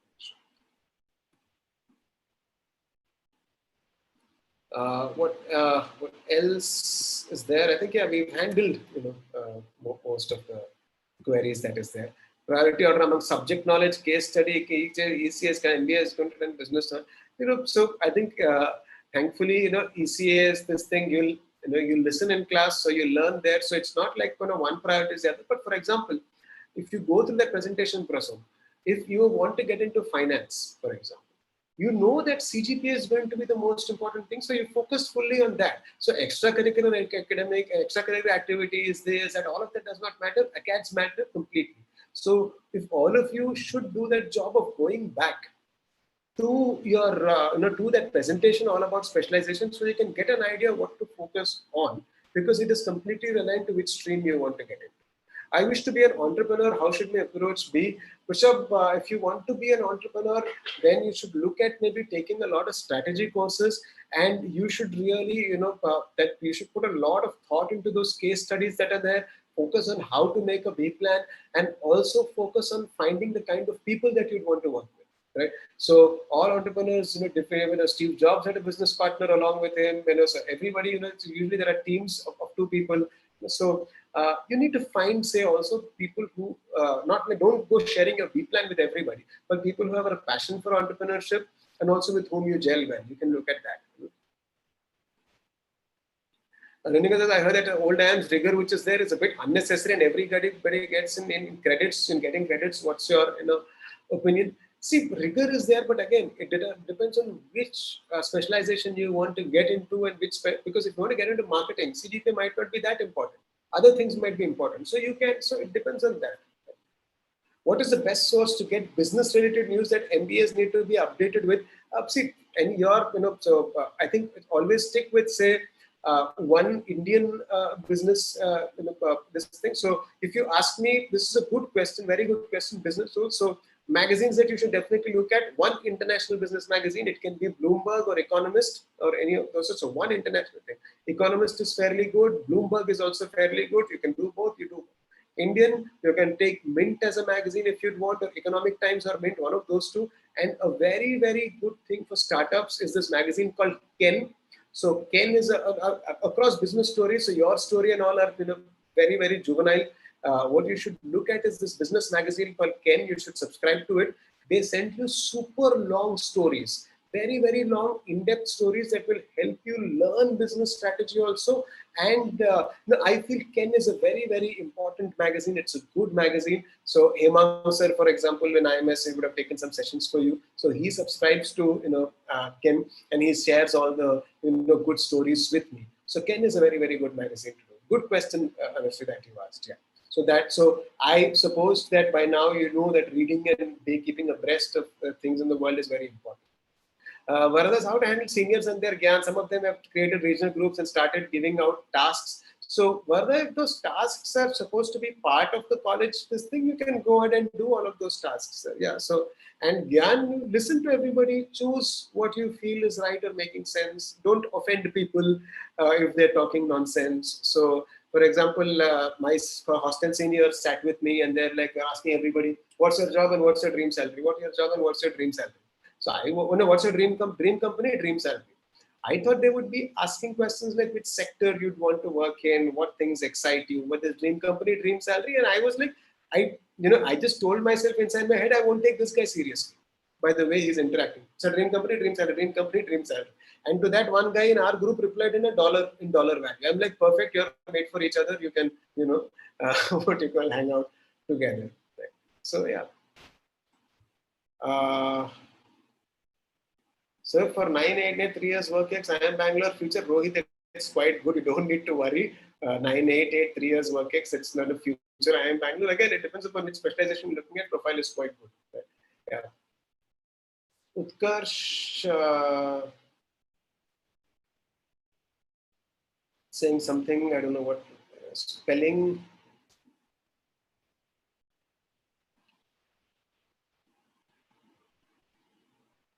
So what shall I do in case batch size is 30s? We cannot do anything about batch size, so you just do what you need to do. Rahul says, do I have any other blog apart from Cat Writer? Yeah, Rahul, I have a GMAT blog. So that is what I do. That's called a GMATblogger.in. I'm a fresher, waitlisted at LNC, don't know what to do at, how should I approach the situation? Waited at LNC, that's a good situation. Join C if you get C, join L, if you C and L, that should be your order. So I don't know what's the thing in that. Nishita says, how to keep your attitude and not let the competition get to you. It's very scary as of now. See, ideally, I don't see it as a competition. So it's not. I don't see it as that. I see it as there is a subject, and you understand the subject, you study that well, and you get a grade commensurate to your capabilities. Right. So, for example, economics, I really liked economics a lot, and economics 1 and 2, I got a in economics 2, I was expecting an A plus because I really loved it. I studied every day. I was studied it as if I was reading it like a storybook. I did not need to study before the exam because I knew everything. I genuinely knew everything, and I went and I got a fairly good score also out of 100. But I got somewhere in the between 85 and 90 if I'm not wrong, and the 84 I think. One guy went and put a 94. He got an A plus. I got an A. One letter grade drop was there. But it's fine. It was not like I was competing with him. I felt I missed it. I felt I did the best I could in the sense that I could not have done anything more in the paper in the sense of this thing. And that was just about it. So you're not actually competing with others. It's between you and the subject that you're studying. And you score what you can score. Where it ends up in a relative thing is separate. Right? So just because others are not studying, so I need to study less, it doesn't work like that. And the second part is it's between you and the firm. It's not about the other guy, right? So you have your resume, you do your best on campus, they shortlist you and you have that conversation with you. So I don't think actually that there is anything called competition because I do not think it is competition in that sense. Just like the cat was about you and the cat, right? You do your best on the cat, you get to this thing. Similarly, it's always about you and the task that is there. Business magazines once more. Yeah, business magazines that I was telling Ken is one business magazine that you can look at, and Bloomberg is also another business. Bloomberg and Economist, things that you can look at. What about somebody who's keen on family business later and expanding it? How should we approach the next 2 years? Again, family business, that means all subjects become very, very important for you. Case studies become very, very important to you. So where you actually put in a lot of effort in the case studies and other things. So basically choosing the right subjects also. You need to choose available specializations where you feel that this is the intelligence that is not currently there in the family business. Right? I have a lot of CES, so my finance books they will take care of. Marketing is what I need to do for my business later. So you need to choose where you want to specialize so that you can bring a lot of value. That's what you bring to your family business. Right? College specializations, IFTK, Vijay Som, MBA, I am Sanat Matlab. Again, I wouldn't want to do that. The name is Ken, K-E-N. Yeah. Ken is the business magazine. Yeah, so should we prioritize developing the knowledge about subjects, tools? Both are important, but See, it's like as part of your learning itself, when you're learning and part of your projects, automatically you will have to do projects and you will become better at Excel in this. Right? So that you don't need to worry about, everything is too integrated for it. So, अच्छा मैं Excel सीखूंगा तो subject नहीं सीखूंगा, वो subject सीखूंगा तो Excel नहीं सीखूंगा. It doesn't work that way. Yeah, so because you would need Excel to learn the subject and do projects in the subject. What if you're not sure which domain we want to get in and we've got a call from both HRM and PJC? Is it to switch from marketing to HRM? No, it is not possible to switch from HRM to marketing and PJTM. No, HR is a very, very specialized course. That's why recruiters from HR recruit only from HR programs. So I have not done an HR program. An HR firm will never give me a shortlist or recruit me. Right? HR is a very specialized course, and business management is a very, very specialized course. So you have to choose, and there is no switching that happens. Right? So there is a blog that I've done in detail. If you need to make up your mind, it is called "How to Choose Between HR and a regular MBA." You can go to the catwriter.com, Megha, and you can have all the things that will help you make a decision as to which one is right for you. You can take a look at. Sir, it's compulsory to have work ex and resume. As I'm having work ex of 9 months, it won't be possible. No, it's not necessary. No, but that I won't be showing my work ex. You don't need to not show your work ex because formally it's your work ex. You've been paid for that. You can put in. So it's not about compulsory and non-compulsory. Whatever you have, you put in. You don't need to say it's relatable, not relatable. This thing you need to connect. No, as long as it's a full-time paid work experience, you can put it. Is it possible to share from project management to strategy consulting post MBA? Yeah, matlab, if you have the profile for consulting, and you can definitely make those shifts. Is it a risk not applying to consulting firms like most sought out one wants to go to Prodman roles as consultant? Yeah, so Shashwat, if you want to go into Prodman, apply to Prodman first and consulting next. So you get a chance to rank all your preferences, right? So I think all placement processes will have a feature where they'll ask you to rank what preference, so you have to, that thing of say listing all variables and hence doing that ranking, that comes because of that sort of. So once you have all of these variables, brand is biggest for me, your salary is biggest for me, your domain is biggest for me. So now if say, Prodman role is biggest for me, then Microsoft or Google will become your number one firms and your placement process will happen accordingly. Right? So that is how you have to. Is it true that if you get an ET, we get into ops roles in every domain? Yeah, you do get the widest variety of ops roles in ET. Is it possible to switch from business, from analytics to finance, have a shortlist from IMB, BA? Well, and if you have, again, finance, what matters most is your degree, is your educational qualification, apart from an MBA in finance. So whatever you have as a CFA or a CA, so generally if you take up a CFA, you definitely do get a chance.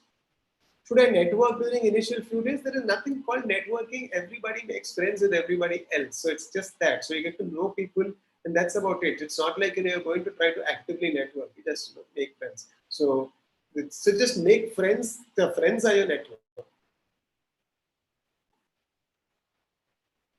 So Avira, if you don't get the summers that you like, it will always happen that you have your first year to do different things to build your resume.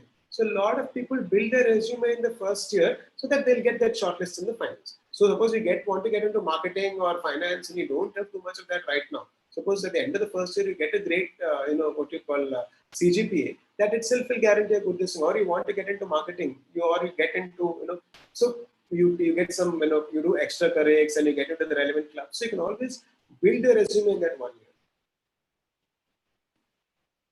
I've worked in my family business last 1 year, so it's that companies might not want to recruit me, then they get me. No, so everyone, it's not as if you need to tell them that you need to go back to your business or whatever it is. So it's completely your call. I don't think you'll lose anything by mentioning it. You need not tell them that you can say, why should you tell them that you're going to go back? You can always tell them that I worked for a year before this, so but my family business is not something I want to go back to. My family will take care of it. It's my family's business, not mine. What is preferred domain? If I have to consulting, Komal, again, you have to go back to that session and look at that presentation. For consulting, you need to take up all the subjects in all three: finance, marketing, and ops. What are the pros and cons of lateral placements? Not necessarily any cons in lateral placements. I do not see any pros and cons of lateral placements unless there are roles that freshers, are preferred for, and you want that. Gaurav says, how to improve communication and speaking skills in current 1 month gap. So Gaurav, communication, speaking skills in current 1 month gap, maybe what you can do is say, read up something, say read up an article or take a topic that you'd want, say like this cryptocurrency, for example. So read up everything that you can in cryptocurrency and say, now I want to make a very, very simple presentation to my college friend who does not know anything about cryptocurrency. And so make that presentation to your college friend that you will teach that person about what cryptocurrency is all about and what Bitcoin is all about. Right? So think about, so that will be like a project that you do in this 1 month where you are actually doing everything that will be required in your actual presentation, which is understand subjects, make a very nice PPT and present it to somebody else. So that is something that you can take up.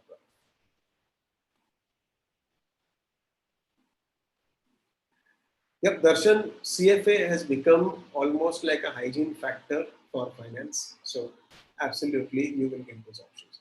Lower grading graduation hamper in getting, getting a consulting role. Lower grades in graduation depends upon, which graduation college. Which consulting firm. So it might see, consulting would want good grades, so lower graduation grades might seem this thing. See, again, consulting. I think a lot of people like consulting because they feel consulting means it's a challenging job. Every day I will get a new job. Every day it will be different. Actually, you will know later that it is it's a very, very demanding job because they'll give you flights to fly. You will get a flight to take from wherever the client is to whichever city you're staying in every weekend. Suppose a client is in Chennai, 5 days of the week you'll be in Chennai, and if you stay in Bombay, Saturday, Sunday you'll come back to Bombay, right? But you'll be working there. So consulting might seem like it's a challenging thing as if you're solving a new CAT paper every day. But over a point of time, you'll be just doing that. You'll be doing strategy, moving from one city to the other, right? So be very, very clear that what is consulting. Please understand whether you know that properly. It can be something that is very, very that you might not like. I'm an architect, wanted to get into marketing. How should I develop my CV and add it to my previous professional work? As an architect into marketing, maybe what you can, I don't know how you'll make it onto your CV, but I think you should take up, you should make it a point to join some marketing clubs and stuff. That will be. Okay, I think the more we sit, the more it will become about summer placements and stuff. So I have done that completely in detail during those 2 webinar specializations that are there. All about webinar marketing, all about specialization 1, all about specialization 2. 1 covers, I think, marketing, if I'm not wrong, and this thing, and 2 covers finance consulting and stuff, right? So that has all of this stuff, and the rest, don't be too eager. Once you get in, you will know. Right? So we will. Being a BBA fresher, will it know? Because we don't need to see freshers. There are roles. Firms will be there. The job of the placement committee will always be to invite firms for different profiles in the batch. So there'll be so many firms that come in for freshers, so many firms that come in for 2 to 3 years people, and so many firms for this work. So you'll get that. 1 year of work in finance should not be too much of a thing. So that's all for today. I think the more we sit, the more we will get into doubts. Hope the session was useful. The Kamakshi de-stress and end, you can look at the sessions on how to handle stress. That's also available on the IMS YouTube page. So I've done that session as well. So all the very best for your MBA. And as I said, hope you get to become a CEO at some point of time. Hope you get to become a happy CEO also at some point of time. And I hope you had whatever journey you had with IMS. I hope it was a good one.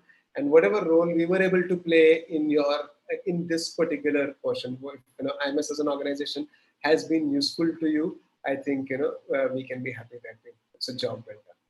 Thanks a lot, guys. All the very, very best. Yeah, have fun for 2 years. Make friends. Don't forget about all of that. Thanks a lot. Bye bye.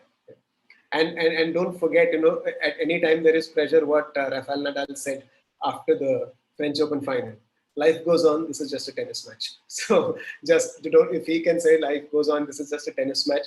I'm sure I think all the rest can also have the right perspective. So bye bye, guys. Yeah, Joker is good, Vivek. But don't let me make a presentation on why Joker is not good. So my presentation skills, I can convince you that Joker is not good also. Yeah, because I'll be defining my premises that way. So bye, Gaurav. Bye, Anjali. Bye. Arpan. Thanks a lot, guys. Yeah. Bye-bye. Bye, Pratik. Bye, Ashish.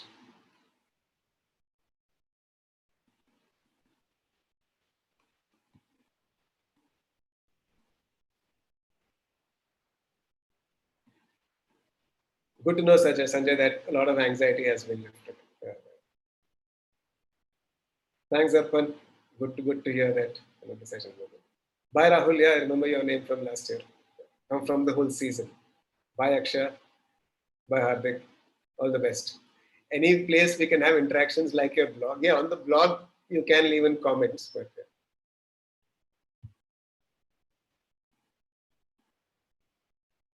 But good to know that the sessions were useful.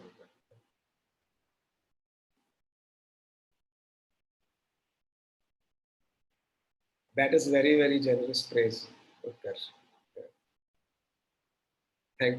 Really good to hear that you find the sessions magical. All the best, Meghna. All the best, Arpan. Thanks, Saurabh. All the best. Thanks, Laksh, for the good words about IMS. Thanks, Saurabh. All the best with Micah shares. All the best, Ankita. Monish, good to hear that it's been a 2-year process for you and that you were able to crack it. So.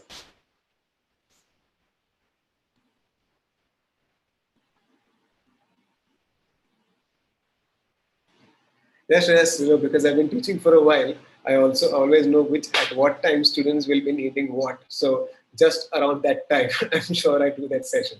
Yeah, so that was the whole idea.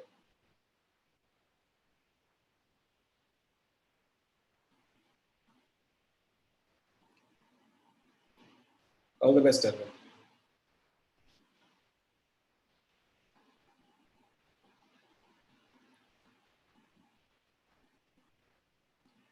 Yes, Priya, this is the last interaction that I hope you're a CAT 20 student, right? For everybody who's cracked and will be joining this year, yeah, this is the last interaction. Everybody will be joining this year. If you're not joining this year, then yeah, we'll keep interacting.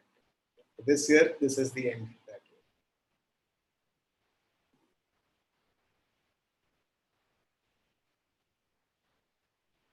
Really good to hear, Meghna, that you made notes and it helped you.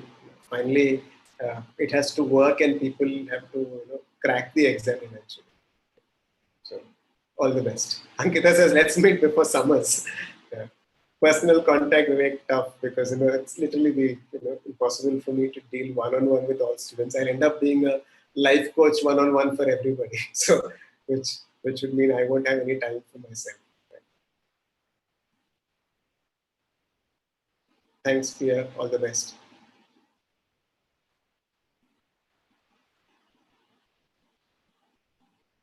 I'm based out of Bombay, so the IMS head office is in Bombay, so I'm based out of Bombay. You can maybe drop a comment on the blog, and we can meet at the IMS.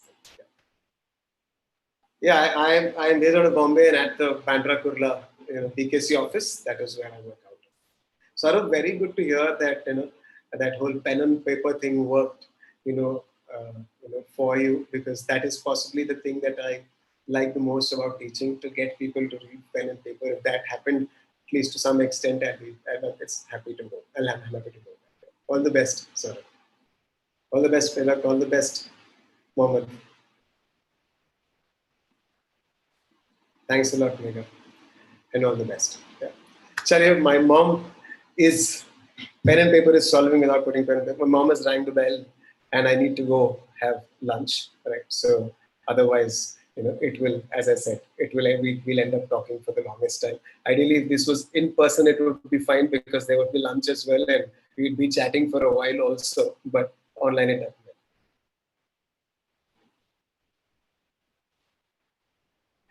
Another, we'll put the video up online, so for a week or so, and you can take a look. Thanks a lot, guys. Bye bye.